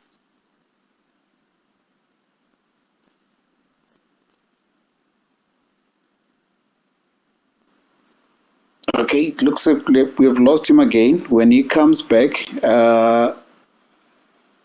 we need to have another speaker, and that will be Zolani. After Mr. Manyi has wrapped up an answer, we'll have Zolani. From Zolani, we'll then have Zola and John in that order. But let's first allow Mr. Manyi to wrap up, unless Thepowerrace has something to say. Thepowerrace, if you have something, you raise your hand. Let Mr. Manyi wrap up. Yeah, I was saying Section 38 of the Immigration Act is very clear that to employ illegal immigrants, it's prohibited. So Department of Home Affairs should be checking that as to what is happening together with Department of Labor. I've suggested on Twitter that there must be a joint inspectorate between the Department of Labor and the Department of Home Affairs to manage this. We are not saying that there should be nobody from foreign countries in South Africa. Absolutely not. We're not saying that, but we're saying whoever is here must be here legally. Whoever works here must work here in terms of the laws of the country. So ATM is not advocating for any new law. ATM is saying the government laws that are currently in place must just be enforced. For enforcement of the existing laws. That's all ATM is saying. And we think these laws have been well thought out and they must just be implemented. That's all we're asking. I pause. Thank you, Mr. Manyi. Zolani, go for it.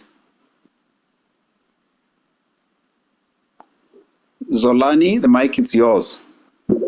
Oh, thank you. Can you hear me? Loud and clear. Yeah. Oh, thank you.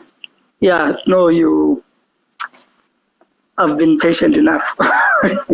But firstly, before I go on, maybe Manyi could have a notebook to note some of the things I am going to raise. But the first one, I want to start on a good note. And he doesn't know, one, that, of course, as he said, he has no problem with the president. I myself, he might not be aware that he's one of the guys or one of the politicians I like in terms of personally outside politics, because I remember a few years ago, he came here on campus and the venue was R40. It was full. And he was talking about media and one thing that impressed me with him, because with me, I like to look at the person beyond politics, look at him as a human being. I found him to be a very good human being, generous, because in that hall, I think we had about more than 400 students. But what he did, he bought food for each and every one of those students. And that, for me, it impressed me, because those students were hungry the whole day waiting for him singing the R40. So I just wanted to start on that note to say, obviously he doesn't know me or he might not be aware, but I was sitting there just watching. So on that note, I wanted him to be aware of that. There's even on this platform where we should all know that there's a human element with each and every politician. I think during the day, or is it yesterday, I raised something to say, Jacob Zuma is one humble soul. And I was talking that personally from my personal interaction with him. I personally interacted with him, and someone who will chase away the bodyguards so as to give attention with you and to eat with you. That's a rare thing from politicians. So I was raising that to say there's a human element with each and every politician. So that's the positive note. I wanted him to keep that in mind. But now, getting to some of the issues he raised. Number one is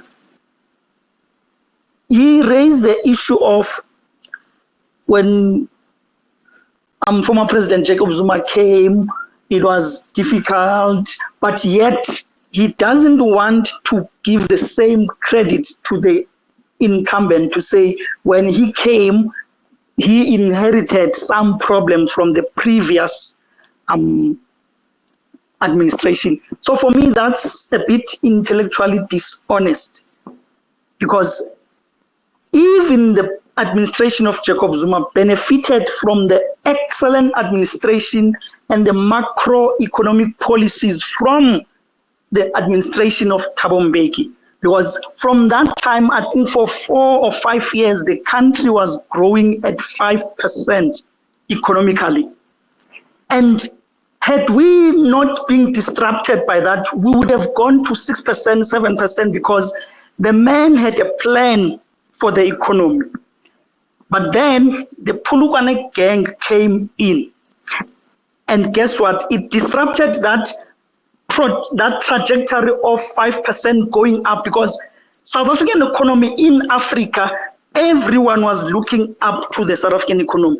So in other words, former President Jacob Zuma inherited a very good economy, because even during the economic crisis, the country was shielded because of those very good macroeconomic policies, which Polokwane took them away. And so I want that. So he doesn't want the current president to blame the previous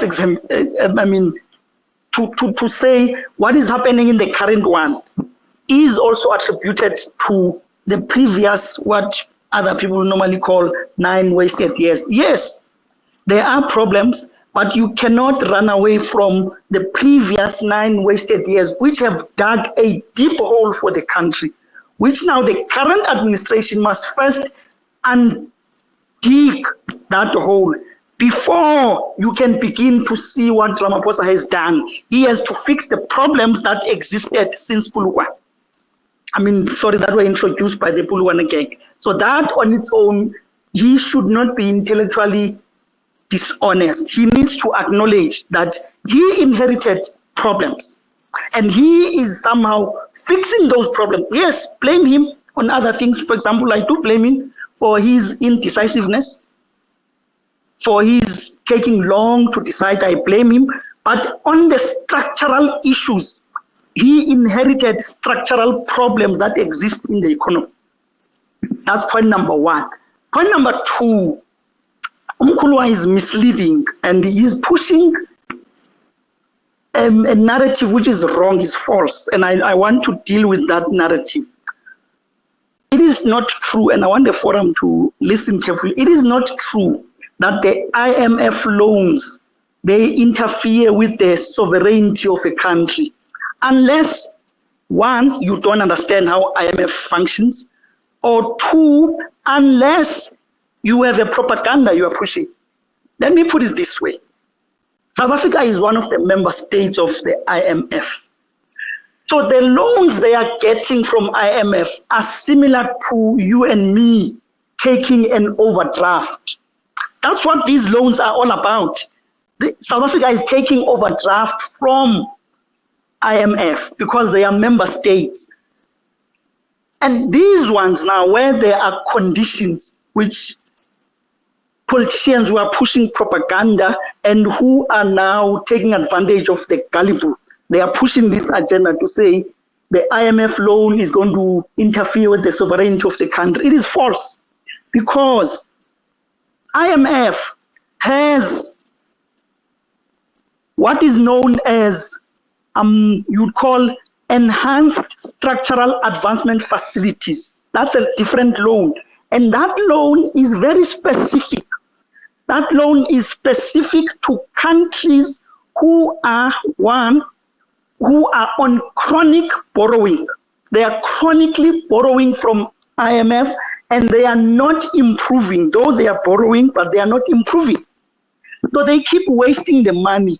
So the enhanced structural adjustment loan is for such countries that are wasteful, because now when they come back every now and then, now IMF will have to act like a normal bank between me and you to say, hang on, why do you keep loaning or borrowing money? There seems to be a problem with your financial management skills. So now we are going to put conditions for you. So in other words, these countries that are struggling, because remember South Africa has a very powerful economy. So it is not similar to other countries who are on chronic borrowing. So now, then IMF will come up with conditions to say you have been a chronic borrower. Now we are going to put conditions to say to you, how then are you going to make sure that you don't come back and borrow again? These are the conditions. Now those then conditions, they begin to now start to have an interference on policies, which is what Umkhuluma Manyi raised about South Africa. The loans that South Africa gets have nothing to do with the policy. Okay, let me move on from that. So we cleared that aspect. Now let's come back to the Zondo Commission. And I want us to use some mathematics here. Mangalani, can you still hear me? I need to get a feedback. Loud and clear. Loud and clear, Zolani. Go ahead. Quickly, but wrap up. Thank you. Perfect.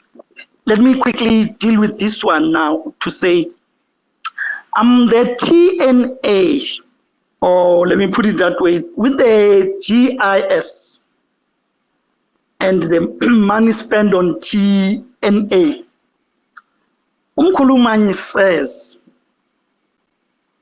the next year after he left, they spent a lot of money, more than he spent. Now, may I jump into that and say, he's right, but he's also wrong because he's misleading. Now, the money that he was spent on his last year, it was about 8,200 and something on TNA. Then when he left, the difference which was spent was at 1.3 to 1.7, meaning on that financial year, 2013-2014, they spent about 9.5 as compared to the 8.2 when he was there. Then on the financial year of 2014 and 2015, they spent about 9.9. Now compare the two, 8.2 and the 9.9, the difference is about 1.7. But here is the qualifier, which he's omitting intentionally because he wants to mislead. Now, on the year where he left, that 8.2 was only halfway.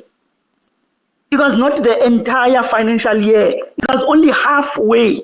That's what the report says. Whereas the 9,000, 9.5 and 9.9, it was the full financial year. Imagine if he was there and he has the whole year, when he can spend 8.2 only half a year. Obviously, there's the entire year. So it is likely, and I'm not saying he did that, but it is likely that that 8.2 could have been escalated to even 10 or 12 based on how the previous year was. So it is likely that he would have landed at 12 or 15. So he is not being honest when he says after he left they spent more, which is 9,000. But he fails to highlight the aspect which says the 8.2 the department or GCIS spent under his stewardship, it was of the financial year. And there was another half left. So in other words, for half of the financial year, the GIS under his stewardship spent 8.2 on a media which has no known readership, a very new media. And he doesn't tell that when he was asked by Zondo, why don't you give to other newspapers similar to TNA? He sidestepped that question. He could not answer that question. Not that he could not answer, but he refused to answer it because he sidestepped it. And then he is accusing the chair of the commission by saying he, as Mzwanele Manyi, is or was an enabler. No. You see, this is the problem of reading when you are rushing. That report doesn't say Mzwanele Manyi was an enabler. No, the report says the GCIS, meaning the department, under his stewardship was the enabler. So it does not point to him. So why is he accusing the commission of saying he is an enabler? There's nowhere in the report where it says Mzwanele Manyi is an enabler. No, it says GCIS under his stewardship was indeed an enabler of state capture. So I wanted to clarify those so that we understand, we elevate the debate. We take it away from the lower levels where we talk about small things, we talk about the lizards. Let's talk facts. I need him to prove it to me. Where in the report does it say Mzwanele Manyi was an enabler? He must produce that evidence. He talks about evidence. I want him to produce that evidence. Lastly, I also want him to produce the evidence that says the 11 billion that South Africa has followed, there are conditions which are similar to those of Greek. You remember when Greek was struggling, and then that's when there were conditions. Now, what do you call it? I forgot the name. But the loans that South Africa has, they are more like an overdraft because South Africa is a member state of the IMF. It is different from a country that is a chronic borrower. And South Africa has a reliable base economically. I think I should pause there, but I also like his comments on the employment equity. We agree on that one. And I still believe that with him there at the Department of Labor, he did a good job, and I still believe he would have done a good job. So, but on the other ideas and ideologies, we disagree completely because he's misrepresenting the facts. And then I put a challenge then to say he must prove. Thank you, Mr. Thank you for that powerful submission. Let's give Mr. Manyi time to respond. I see he's struggling with his, but we have accepted him. I see he's coming online as we speak. After Zolani, we'll have Zola. From Zola, we'll have John before we have Pule. Mr. Manyi, the floor is yours to answer the question. Okay, I hope I don't get cut. I think Zolani speaks with a lot of confidence and all of that, but he hasn't got his facts right, unfortunately. In the report itself, let me start from the way he ended. In the Zondo Commission report, they have a list there of people. They define first the various categories of state capture. What is this? What is that? What is that? What is an enabler? And all of that. Firstly, that's the definition which I say I don't fit in that definition. Then they've got a list of people there. I'm the bottom 5 of that list. They've got a list of my name is there as the list of people that are enablers. I note what he's saying about the section where it says GCIS is an enabler under Manyi's stewardship, whatever. That's a separate thing. But prior to that, a couple of pages before, it's got a list of people that, or somewhere, there's a definition of enablers, and there are people identified as enablers. So that is there. It's a pity that this thing keeps cutting. Otherwise, I would point you to the page, but I can guarantee you it's there. My name is there, as it were.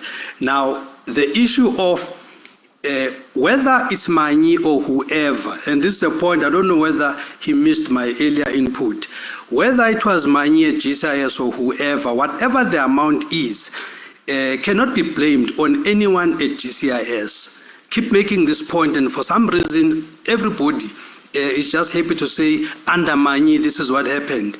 The fact of the matter is that it is departments that were making these decisions. GCIS was just a conveyor belt. So if there was more money, or whether it's 8 million or more than 8 million or whatever the amount, I am saying, even in the affidavit is on my Twitter of Themba Maseko, he has made this point that the decision lies elsewhere. He had told this even to the Guptas. So I don't know why people, they just refuse to accept this, that GCIS did not have this decision. So it's just that it's nice when it's Manyi to just keep painting Manyi as somebody that enabled corruption.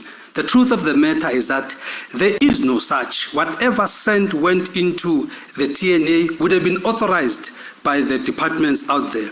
The issue of readership and whatever would have been a determination made by various departments as it were. And at that time, the government, I don't think even now, did not use ABC as a criteria, audit bureau of circulation as a criteria, as a criteria for placing ads with you. Because if it did, a lot of community media and small media would not have been accommodated. So that's why we're using MDDA policy. MDDA Act is there to say those small businesses must be supported. In fact, in one of the statements I've issued, I say there that we even went to Parliament for this. Parliament records will show this, where even Parliament was worried about transformation in the media. They have a report on this, Parliament itself. So when we came with this thing of making sure that we support small commercial media, which TNA was part of that, that was the basis for them to be in the loop, because they were small commercial media, as it were. But bottom line is, however many millions were spent, it was not a GCIS decision. It was not a Manyi decision. It was not any DG of GCIS decision. It was the departments that were instructing GCIS. I don't know, for some reason, people just can't get this into their heads, but I pass that.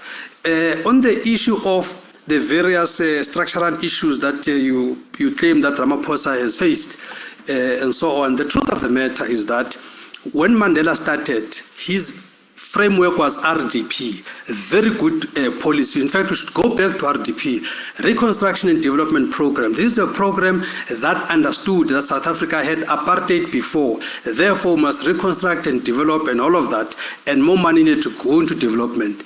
Mbeki came in with a gear policy. This policy was more in favor of capitalists. There was a lot of growth in the economy, but as unions would tell you, it was a lot of growth, but that growth was not creating jobs. This is why when the Zuma years came in, they had to fix the gear things, because the only people that were benefiting in gear was just really white monopoly capital. And also, I don't know if Zolani was with here when I started speaking. When President Zuma started, when Mbeki was there was an upswing in the global economy. So Mbeki did not just succeed outside the growth of the economy. When the Zuma administration started with the economic recession, global recession, you would know the mess that was happening in the US and all of that. So that's where it started and all of that. When the Ramaphosa administration came in, it came in understanding all of this. So the minimum was that whatever was inherited was not going to go worse, but instead, and Zolani should have been the first person here to give examples of what has gone north since Ramaphosa took over. And if they can SMS you program organizers, let people speak here, and I'm saying here and now, not one index has gone north since Ramaphosa took over. Ramaphosa destroyed the economy of this country, destroyed livelihoods, and all of that. And most of the destruction decisions were not decisions that were the unraveling of the past, are fresh decisions that did this. I've made this input earlier, so it will be a repeat, but that is the point. And the issue about 9 wasted years, actually, I argue that whose 9 years were wasted? The truth of the matter is that the 9 wasted years were wasted years for white monopoly capital to loot, because this is the years which they could not do as they please in ESCOM. Now we've got all kinds of these 40-year evergreen contracts, these cost-plus contracts at ESCOM that have just been renewed willy-nilly. The things that Brian was trying to stop and to try introduce more black firms and more participation and all of that, everything was reversed, and now we are in this mess because of 2018 decisions, 2019 decisions, 2020, the huge looting that happened in the COVID funds had absolutely nothing to do with the Zuma years. So there's a lot of things that are just fresh decisions of between 2018, 2019, and 2020 that continue to plunge us. I mean, right now, what's the whole point of having this Disaster Management Act continuing? Absolutely no point. For the longest of time, they told us that between 12 and 4, you couldn't move. For what reason? I mean, what does COVID do between 12 and 4 that it does not do in any other time? You know, a lot of nonsensical decisions that get taken, even in COVID, even the management of COVID, I would argue, has plunged us even further into a crisis. Why, when this thing was starting, as an example, didn't the lockdown happen immediately? When we could pinpoint that a guy in Durban, a person wherever that had this thing, quarantine those people. No, we waited until this thing was much more widespread. Then all of a sudden, we do this. So there's a whole lot of episodes, just that we've run out of time, that I can tell you that much more could have been done on the COVID. I mean, right now, I think they must scrap the whole thing. Life must come back to normal, and like other countries are already doing. This is a lot of nonsense that we're being subjected to. There's absolutely no point in this. The immunity of people is, in my view, much more sophisticated and much more robust, our natural immunity, than this COVID thing. Once you get this injection, I argue, non-medic as I am, I argue that in fact it actually interferes with your natural ability to have the necessary robustness to fight this thing. I know a lot of people that died despite having these double jabs, as it were. So this whole nonsense of herd immunity is absolute nonsense. There's no such a thing that will be achieved, because this thing is strain by strain basis. You have a COVID injection that is fit for a particular strain. Once a strain changes, the whole thing is kaput. Then you need another thing. So it's a money-making machine. If we continue on this rate, you will have booster 1, booster 2 until booster 100. The only people that are benefiting are the pharmaceuticals. And you can look now, the share price of these pharmaceuticals is skyrocketing because of the money that they're making. So all these 9 wasted years, it was 9 wasted years for white monopoly capital to loot, and right now it's open season for them. When it comes to the IMF loan, maybe I must concede, maybe that Mzwanele knows a lot more than I do. Speaking on generic.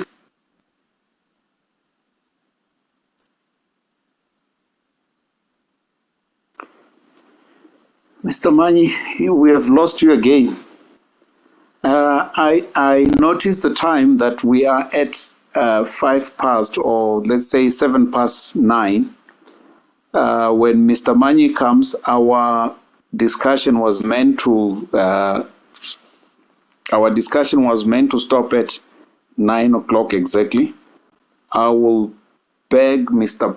Manyi to give us just few minutes, let's say 30, to wrap up, because we have a lot of speakers. We won't be able to take all of them. But so far, we have only taken speakers, and we see a lot of speakers. Sounds like they have more info contrary to Mr. Manyi. So we don't want to we don't want to risk sounding like we have lineup speakers against Mr. Manyi. So we'll just, if Mr. Manyi allows us, we'll just take a few more speakers to wrap up, and we can then close. Mr. Manyi, if that is okay with you, please, we humbly request you, if you can. That's fine, but just one last point back to the Zondo thing.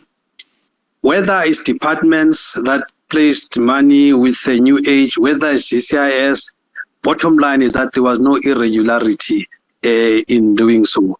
And again, I must underscore the fact that whatever the quantum, it was not GCIS decision. The quantum is the collation of the decision by department. So whether it was more or whatever, it's neither here nor there as far as GCIS is concerned.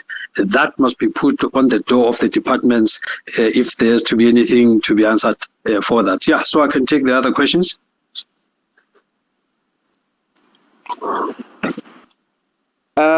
The speakers who are coming, please make it short and sweet. We don't have much time. We want to take as many questions as possible for Mr. Manyi. Zola, and then John, and then Pule, in that order. Go ahead, please. Good evening, everyone. I've got 2 questions for Mr. Manyi. The first question is, when did ANC leadership become incompetent? And the second question is, was Zuma competent as the president of the country? Those are the 2 questions I would like to ask you, Mkhulua. Thank you very much. Yeah, very simple answer. The incompetence of the ANC leadership, I think, started with this current administration. The ANC for all the years has been slow in implementing resolutions, but we've never had a situation where leadership of the ANC speaks against the resolutions of the ANC. A very funny thing that has happened here. That just shows that things are going south, as it were. We've never had a situation where in the ANC we miss a policy conference at the right times in between conferences. We've never had a situation in the ANC where there are so many task teams, where branches are almost finished. Everything is task this, task that, task team, all of that. So the whole infrastructure of the ANC is weak. It's for the first time. this has happened. This has never happened before. The number of independents that have resigned from the ANC to start their own independence campaign in this local government election, it's the highest number ever in the ANC. So there's a lot of objective measure that I can point out to just show that this is a disaster. I mean, even the issue of payment of staff. We've never had such a crisis like this where staff cannot be paid. So all of this points to incompetence, in my view. Was Jacob Zuma competent and all of that? I think there's a lot to, in fact, there's a lot to be said about the collectivism, as it were. The leadership under President Zuma might not have been perfect, but the point I keep making is that things were working. There was progress. Something was happening. Right now, the ANC as an organization is a shadow of its former self. They have lost all the metros, bar one or so. It has never happened before. I mean, we've never had the ANC electorate vote going below 50%. It's the first time in the history of the ANC. It can only be blamed on poor leadership. So if you ask me, the entire NEC should go. These people have destroyed the ANC. So that's my view. Thank you, Mr. Manyi. In between speakers. Thank you, Mr. Manyi. In between speakers, I didn't mean to get in, but I thought there was something that you said that I need to correct or that I need to you.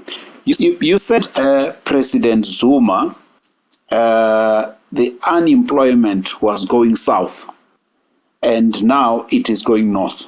And you said, well, Mbeki's unemployment was high. So I thought I should present facts to people. And the facts are that when Mbeki took over, unemployment was at 29%.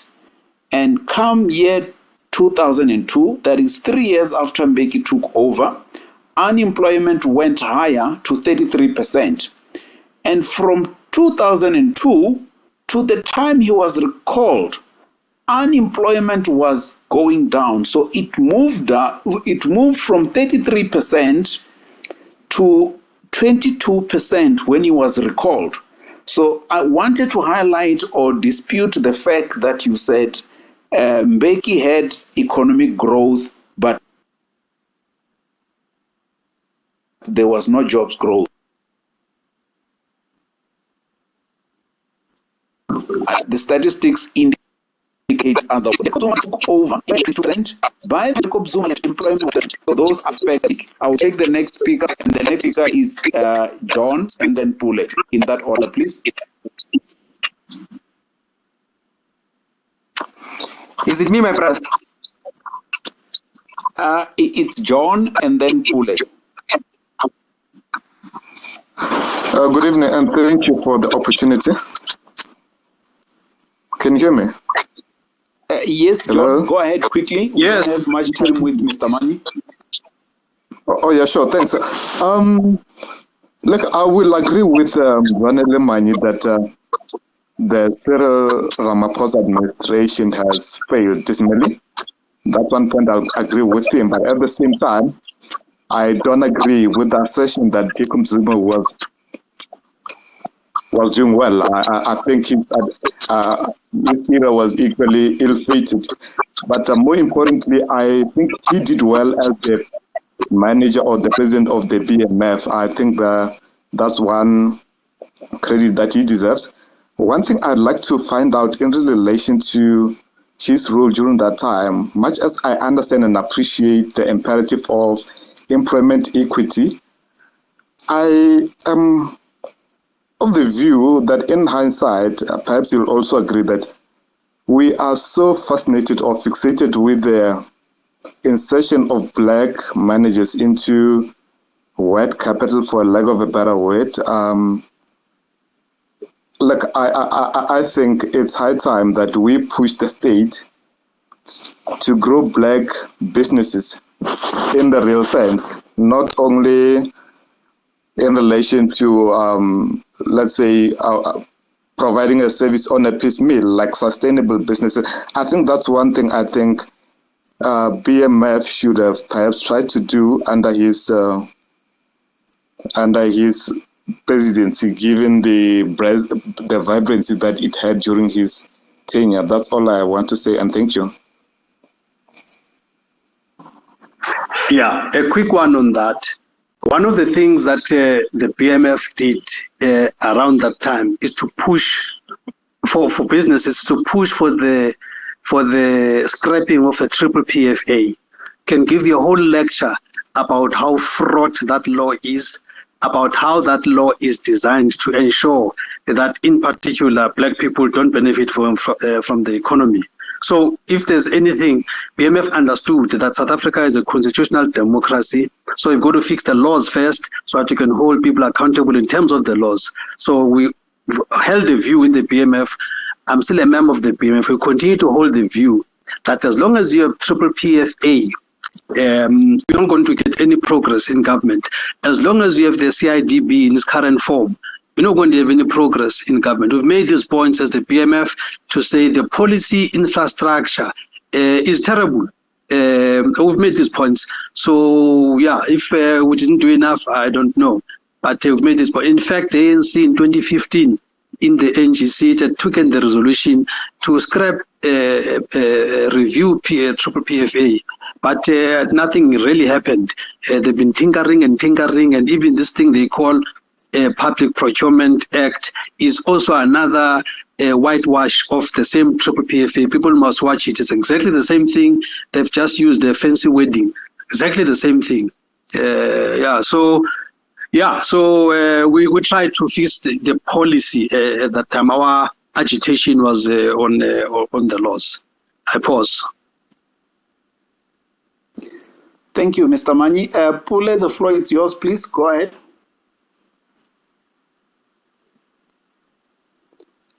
Pule.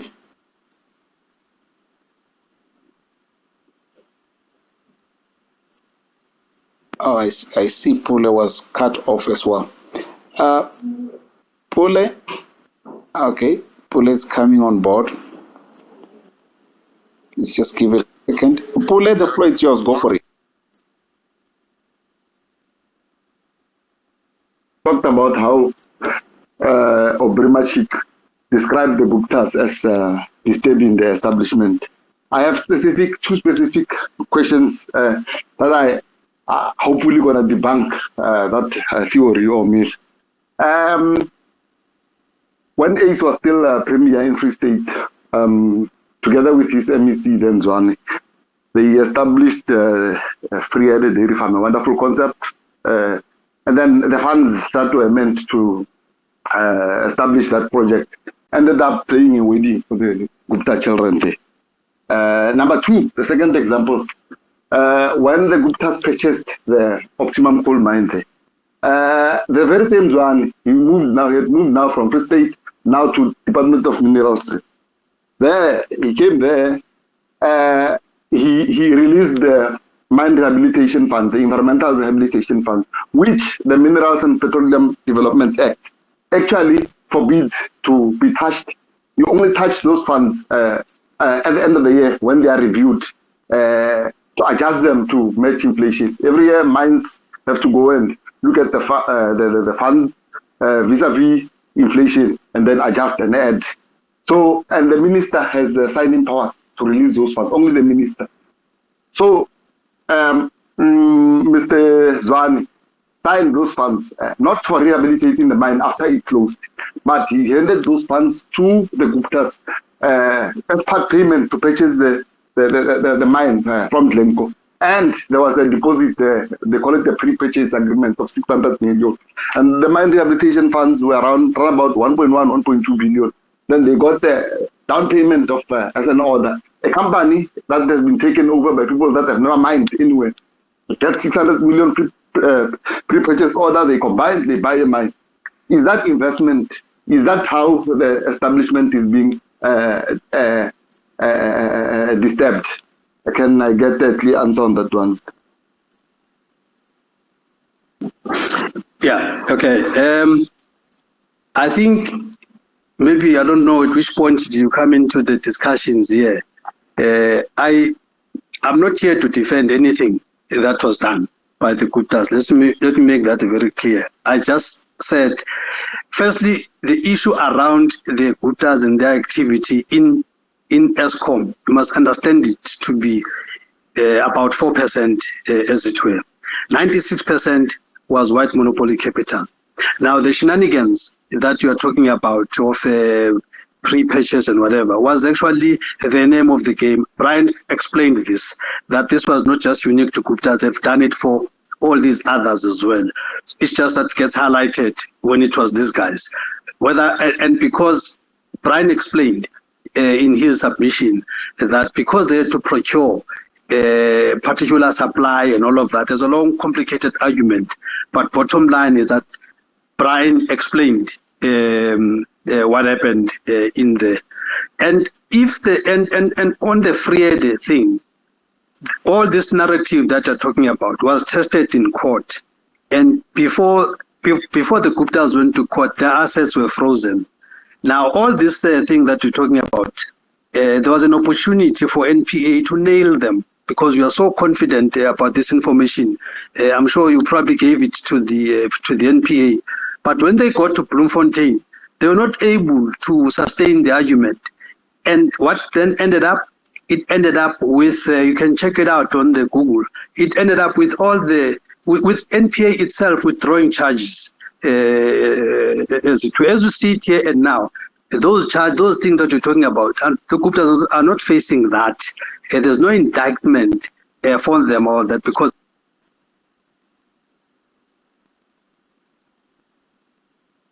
You see, Mr. Manyi is misleading again. The NPA took the case Pule. Hang on, Mr. Manyi has cut off, and we are closing our space at 9:30. I will give you last opportunity to follow up on your question when he comes back. But allow him to finish his presentation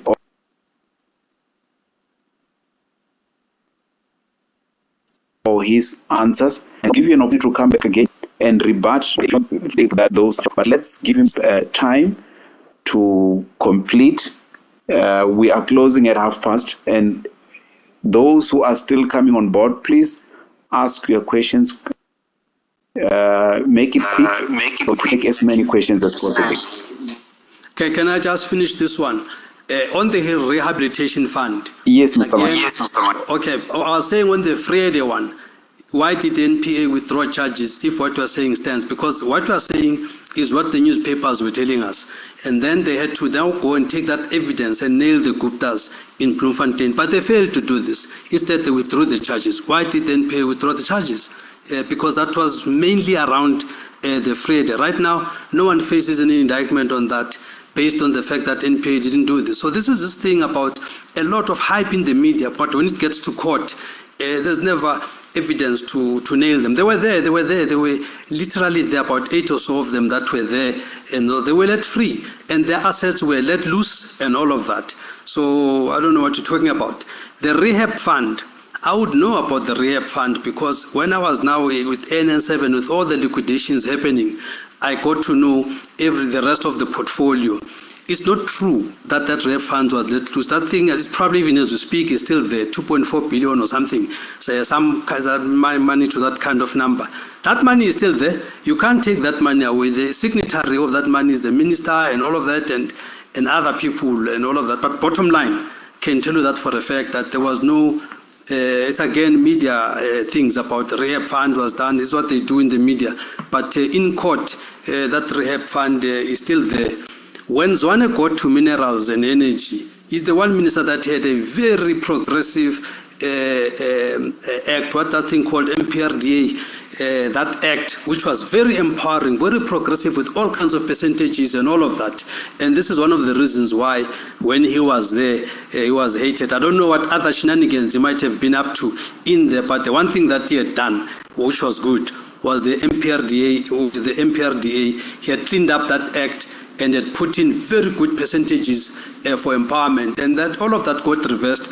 What we have now is a very reversed thing. What we have now It's a nonsense called once empowered, always empowered. What that means is that if you once had black ownership in those mines, if you once had black ownership and you dispose of that black ownership, the once empowered, always empowered then means that no, because you once had it, you must be deemed as if you still have it, and you must get points as if you still have those black shareholders, even if you don't have them. That's the nonsense that we have now. After Zwane had left, I'm disappointed with Gwede for that one. I'm proud of Gwede for many things, but on the issue of MPRDA, that charter that was there, the Zwane charter, you must look it up. It was the best charter for transformation. So, I think let's just be granular about things and not just be overly general about things. So, let me pause there in the interest of time and let's see if there's any other burning question. Yes, with your permission, Mr. Manyi, since we are closing at 12:30. Just mute yourself, please, Mr. Manyi. With your permissions, we are going to take the last 3 speakers to take all their questions, and right at the end, you will answer those questions. But first, we will allow Pule to ask a follow-up question. Pule, go for it before we take Father, Llewellyn, and Jonathan in that order. Those are our final speakers. Go ahead, Pule. Okay, let me start with the Friede one. With Friede, the NPA, I partly agree with you, but you are twisting it somewhere. The NPA took the case to court prematurely before gathering all the necessary evidence. And then number 2, with Zwane never changed the MPRDA. Zwane drafted a mining charter, which was increasing percentages of black ownership, but the manner in which it had been drafted was a bit flawed. It was tailored to the Guptas to increase now footing of the Guptas. They were now looking at acquiring uranium mines to come and be the supplier of the proposed nuclear power station. So fortunately, this guy was recalled. The father of Ariti was recalled before that could come into the fore. So Zolani was right.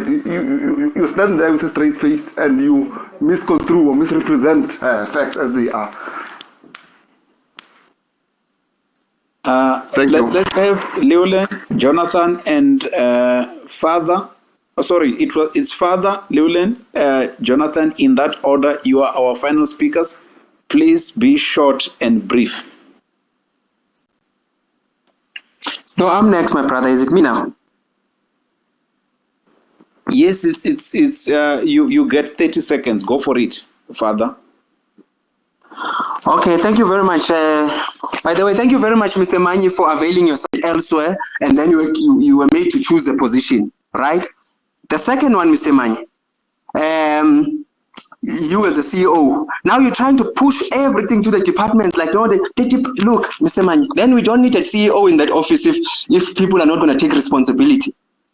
You were asked a question at the Zone Commission to justify you giving your department. Let me not put it to you. Your department giving the Guptas more money than the reputable newspapers. I know you'll hide behind this thing of it's a small media, it's a black-owned Guptas. First of all, let's get out the idea that the Guptas were black or something. They were not black.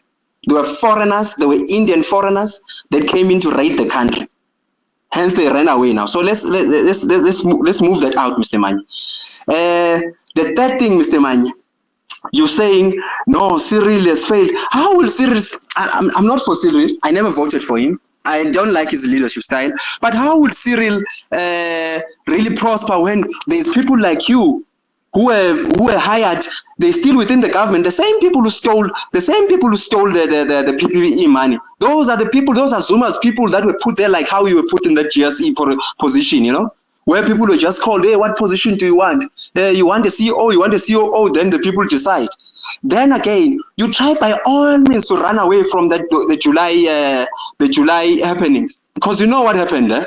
It's clear. Let's not, Mr. Manyi, I respect you, the good guy, but let's not play to the gallery. Let's not do that. The countries where it is, those July KZN happenings, they played a huge role. A lot of companies were destroyed, and you know why. Father, in the interest of time, Father, in the interest of time, please wrap up. We have two more speakers, 30 seconds each, who we want to close. Please go ahead quickly, Father. Wrap up, and then. Okay, I'm just. It's just those three things. Just those things. So we mustn't now push the narrative that Cyril, look, is not a decisive leader. I still say that he's a very weak leader. But to put everything and say, hey, Cyril failed. Cyril is failing because of people like Mzwanele Manyi. There are Zuma people within that government who were hired like how he was hired. They're making sure that he fails. He mustn't lie and come that he supported. He never supported Cyril. They pushed all the narrative. He bought the white capital, gave him the company, failed. They put this guide for the telling you. We can try to be, understanding. Those things. Forget about the bull. They're selling white monopoly. I don't even listen to that nonsense. Father, but forget people. Thank you. Father, I'll have to cut you, please. I'll need to give the mic to Lule, and then Jonathan is our final speaker. Okay, can I just quickly respond very briefly? I think this guy that just spoke now is just angry, but he doesn't know the facts. You see, when you are a DG in government, as long as you are still within your tenure, the president reserves the right to reappoint you overnight. There's no application required because you are in the system. So the thing, you can be moved, you can be reshuffled like that, like they do with ministers and so on, can be done with DGs. President is empowered to do that. So it can be moved from left to right and right to left and all of that. There's nothing corrupt about that. So this is a problem with people that argue without having done their homework. It's really a problem. And they talk too much on Twitter and they've got very little information. And the issue about money to TNA, keep making this point. I don't know if I was white, I would say I would speak until I'm blue in the face. It's simply not going to change. And the fact that decisions are made by departments, and why is it that you want to keep blaming Manyi for decisions made in the department? I don't understand this, and people's skulls are just too fixated in this thing. I don't know why, because you just have to paint money in a corner. And the bottom line is that it's not going to change. Decisions were made by departments, and GCIS was just an agency to fulfill those decisions. GCIS does not have a budget of its own. Those, whether it's 600 million or whatever, does not belong to GCIS. So GCIS has got no final say on that money. It's money that would come from various government departments. So, yeah. I didn't catch everything you were saying about Cyril. It just was a lot of waffle and a lot of anger. So people must tone down their anger and just be factual. Yeah, can I deal with the next questions? Leulen and then Jonathan, in that order, please. You are our final speakers. Go for it. Make it short and brief. Hello, everybody. Can everybody first hear me before I carry on? Because there's a lot of issues here. Yes, we can. We can hear you loud and clear. Okay, cool. Mr. Manyi, thank you for joining us, man. I actually was going to ask a question, but I was compelled because I like the fact that you speak with your chest. And so basically what I wanted to say is not really a question because I think we can carry on identifying problems and admire them as we always have in this country. But I wanted to know from your view, you spoke earlier on about ANN7 and obviously ENCA and whatnot and the different narratives, you know. And for me, I've got a very large interest in obviously making the country work. It's something that I'm very passionate about right now as a human being, you know. But I wanted to find out from your perspective, honest view, whichever way you want to go about it. Do you think you spoke, I mean, during this entire conversation, you spoke about the policies are already there for us to move forward as a country, whether it's immigration, you know, we spoke about RDP, you spoke about gear and everything. I wanted to find out from you, do you think that before we see progress, intentional progress being done in the country, must there be an overriding win in terms of the narratives that are opposing each other right now?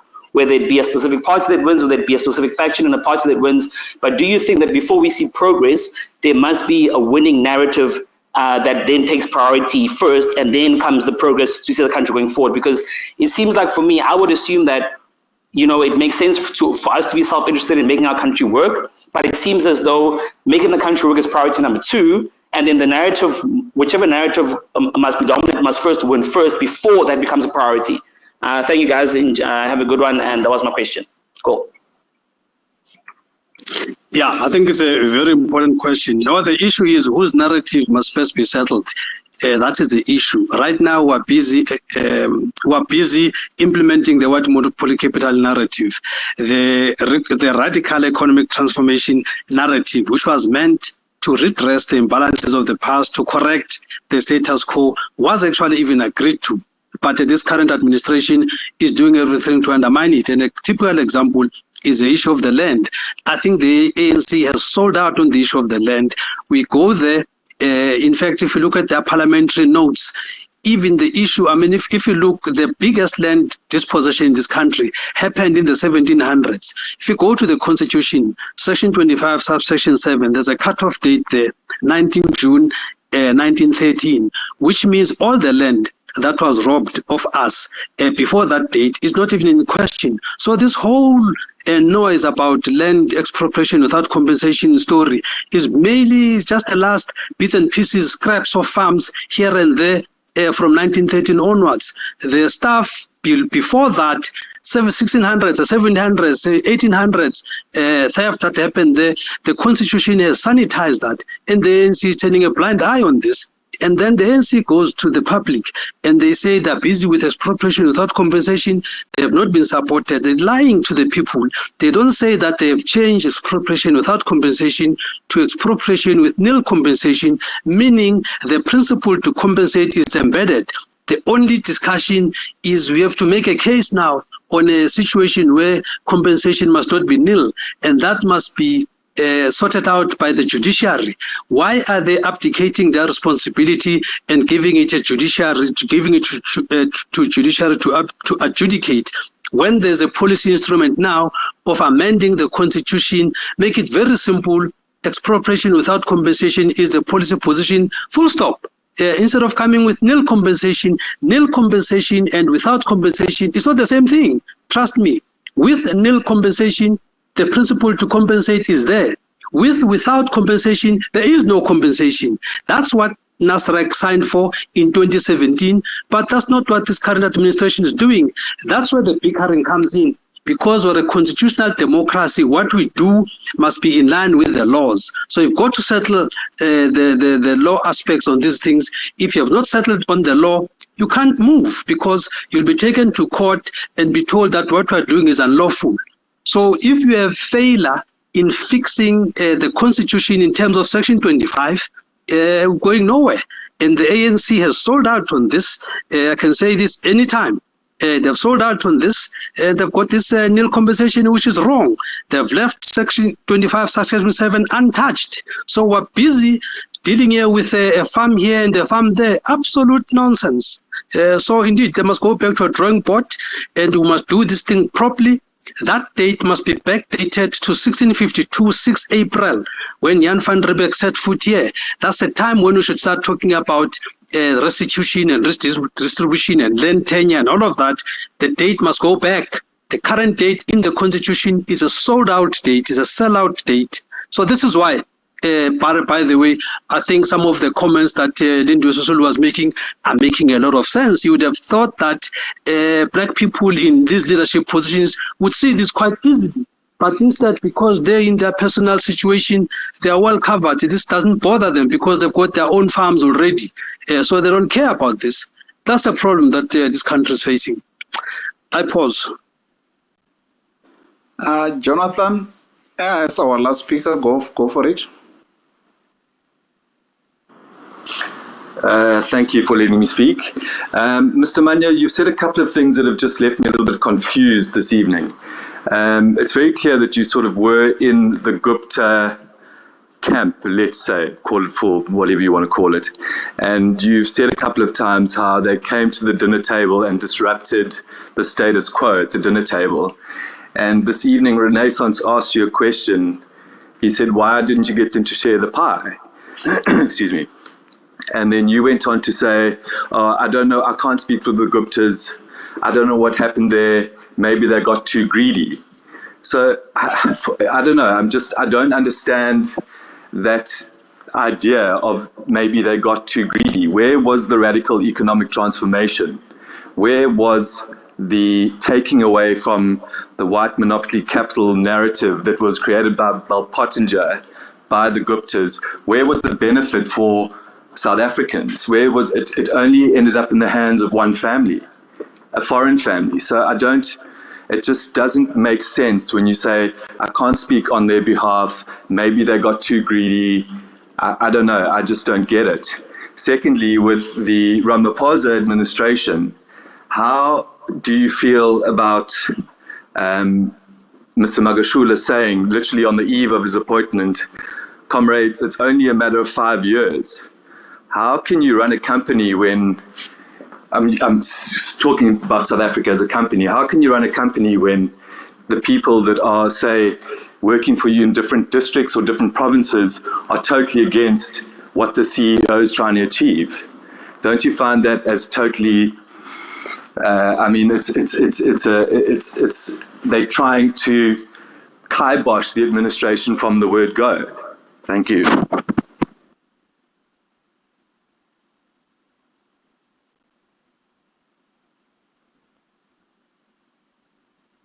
Mr. Manyi?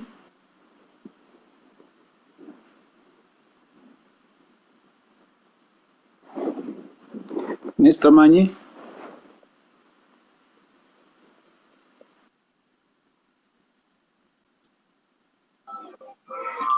I can hear you, Mangalani, but I can't hear Mr. Manyi.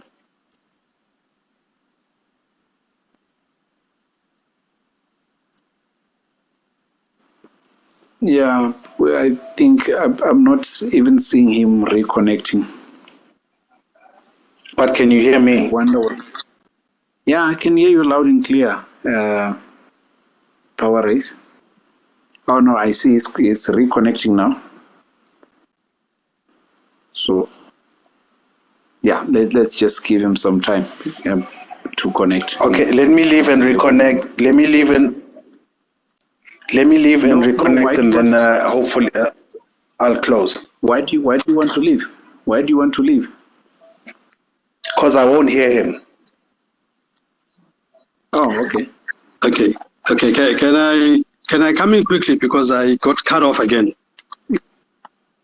Yes, go ahead, Mr. Manyi. Firstly, I did say that the concept of the Guptas came and disrupted. I did quote my source that I'm plagiarizing, and now it's being blamed on me. I'm just a messenger. And that's the first point. Now, when you begin to conflate issues about where was RET and all of this, RET got signed off in 2017, long after this thing had happened. I think RET was meant to address all of these problems. So it was done late. And this nonsense that white monopoly capital is a Pottinger narrative is absolute bullshit. There's no such a thing. White monopoly capital, if you look at the, I think Professor 17 pages of tracing the usage of white monopoly capital in the archives of the tripartite alliance. So this nonsense that is a Pottinger construct is real rubbish. There is no such a thing and all that. So I just missed, I got cut off at that point. I don't know what other points were raised, but this guy was really just regurgitating the media narrative, as it were. I don't know what other things, if you can remind me very quickly before I get cut off here.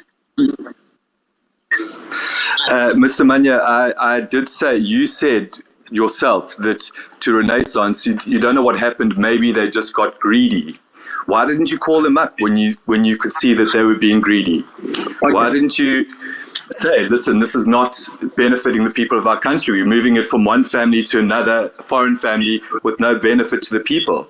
Yeah, this is when, for instance, I did explain earlier that I bought through them. In fact, it's good that you remind me of this. In fact, I want to say on this program that although because Manyi was involved, vendor financing was now stigmatized. It's the best form. In fact, imagine if Rupert himself could do vendor financing, how many people would be empowered? That's the way to go. Vendor financing is the way.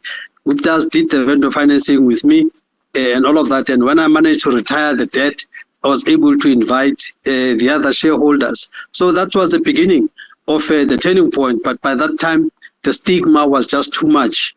Nothing was sustainable. So it was beginning to turn, but maybe I came in too late. I pause. Okay. Mr. Manyi, let me ask you my questions, then you will answer them, and then we'll give the platform to our co-host, Thepowerrace, to close the space. My questions, the first one is there anything that you feel you should have done differently during the times when you were in the Labor Department or in GCIS?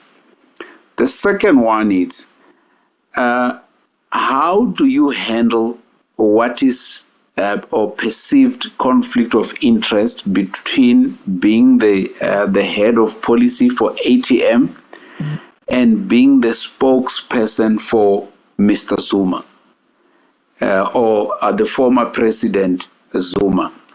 You also talked about backdating the land question to 1652. As an African myself, I have a serious problem with that statement, or with that, because we all know that during that time, the land mainly, I'm not saying all, mainly belongs to the chiefs and the kings. So if you're talking about backdating, would it be fair for us to take the land and give it to Malema when we have kings and chiefs who are stripped of their land? When we say we want to give land to black people, which black people are we talking about? Because if we give land to the state, then people like yourself who are closer to the power are more likely to get land than myself. The last question is, are you aware of what Mr. or the I don't know whether you call him the ex-Secretary General of the ANC or Mr. Ace Magashule. Are you aware that in Free State there were a lot of tenders that were given to Indians and Chinese from outside South Africa, and the Cuban engineers and doctors who were in Free State, despite having a lot of African engineers or South African engineers and doctors who are unemployed? Are you aware of that? And lastly, can you please, this is on a lighter note, can you please unblock fellow Africans that may have wronged you for using that colonial name? Because I've got gazillions of inboxes, people saying, we still want to hear his view on so many things. Please ask him to unblock us. Those are my questions, Mr. Manyi. And then once you have answered them, I'll give the platform to the Thepowerrace to close. We'll be here until midnight. Yeah, no, all those that have unblocked, I don't know, I would not just have unblocked them. I think they've done something. They must commit not to do whatever it is and they must put their apologies on your timeline. I'll go to your timeline or the power timeline and have a look at that, and I'll unblock them, all of them. But there must be an admission of guilt. If you still think you are right, then don't even bother. Just stay blocked. But if you think you've done something wrong, apologize for that, and then we are in business. That's that one. And then on these issues that you've raised, the Department of Labor, I know I've got absolutely, in fact, I think I was disrupted myself there. There's a lot I would have achieved if I was left at the DG of Labor. A lot would have been achieved by now. GCIS, I mean, when I got to GCIS, they didn't even have a vision statement. They had a long paragraph that no one could remember. I reshaped that department and gave it a punchy vision statement of 5 letters that even today people in GCIS know it and is still there, and so on. So that department was just very political. It was not commercial, made it commercial and all of that. I have absolutely no regrets about my tenure in GCIS, and I continue to say people must disabuse themselves of the fact that GCIS made million rands decisions. None of that. Decisions were made by departments. I insist on that. So they must just try and temper down their hatred of me on that. On the issue of Zuma ATM conflict, well, my yardstick is the judges. If the judges can vote, then I can do this. Judges are supposed to be as neutral as it comes, but judges do vote. So when you vote, it means you've got a personal preference. But those parties that you voted for can come up against the others in court, but you still are expected to offer a fair judgment. So I don't see anything wrong. As long as you're saying I'm a judge, I'm neutral, I'm professional, I can adjudicate. So what's wrong with Manyi? And so on. By the way, on President Zuma, we don't do political work. It's foundation work and some of his court cases and all of that. You never hear me talking about President Zuma on ANC matters as it were. Maybe 1 or not 1% when I'm forced to, but generally I keep it clean. I keep it the foundation. The foundation is not the branch of the ANC. It's not an ANC foundation. And the people that get assisted by the foundation when it had money, it was not just ANC members. It was everyone, including IFP. As long as you could go there to President Zuma crying, he would deal with. He would assist you. And all that. I'm trying to be very brief here. When the issue of backdating, I think the issue here is that in this country, before Europeans arrived, it was just Africans. So the land must go back to the Africans. The chiefs have got lands that they control. I think there's now trust and people have things they call permission to occupy. And we can work out an arrangement of sorts. But land must go back to the original owners, and some dispensation is detail must be worked on. As we speak here and now, 75% of all the land, in terms of the 2017 land audit, 75% of the land is actually owned by white people. This is a disgrace, as it were, in a country that has got more than 80% Africans. I mean, really. We should not be having this discussion. I shouldn't have an African that has a point of difference with me on a little detail about who to give to and so on. That is a small detail that can be resolved, but the land must revert back to the people, as it were. So, yeah, so that's that one. And the issues around, are you aware of what? I don't know the details of what the various premiers of the ANC were doing at the time. Yeah, sometimes people give me too much credit for being in government. My role was to communicate government policy. When I was at GCIS, I was a cabinet spokesperson. Cabinet would decide, and my role was to communicate what cabinet had decided. The rest of the other things, infrastructure things, others say to me, but when I make input in Twitter, but you were there, as if I was a jock of all trades. No. I was not and I was not a politician. I did not have executive authority. I was just an administrator. That's what I was. So at GCIS, I did two things. I was running the department and I was a cabinet spokesperson. By the way, my parting shot is that since I left, even that role now, I don't see heads of GCIS being spokespeople. I see ministers seem to have assumed this role. So it just shows that, without being arrogant, my shoes could not be filled by other officials. It has taken ministers to do what I was doing.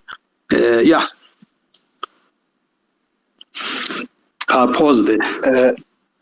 Mr. Manyi, I hope you can hear me. We can hear you. It's your time to close now, Thepowerrace, for this wonderful space. Okay, thank you. Mr. Manyi, I would just like to extend my gratefulness for you to come through. It took a bit to try and arrange this, but you were very acceding to our request that you come through and join us. Hopefully, and also thank you for not just coming, but actually giving us a whole hour without even having planned for it. But obviously, due to the amount of questions and the interest in you coming through, we had to battle for time. But from me, I would like to thank you. I would like to thank everyone that came through and participated. And guys, thanks a lot for participating and keeping it clean. And thank you, Mr. Manyi. Always a difficult guy. We always hear you even when you're talking to the media. You're a tough customer. So I don't know if you have any closing comments yourself, but I would like to thank you for just coming through and gracing our space. Thank you. I don't know if you have a last comment.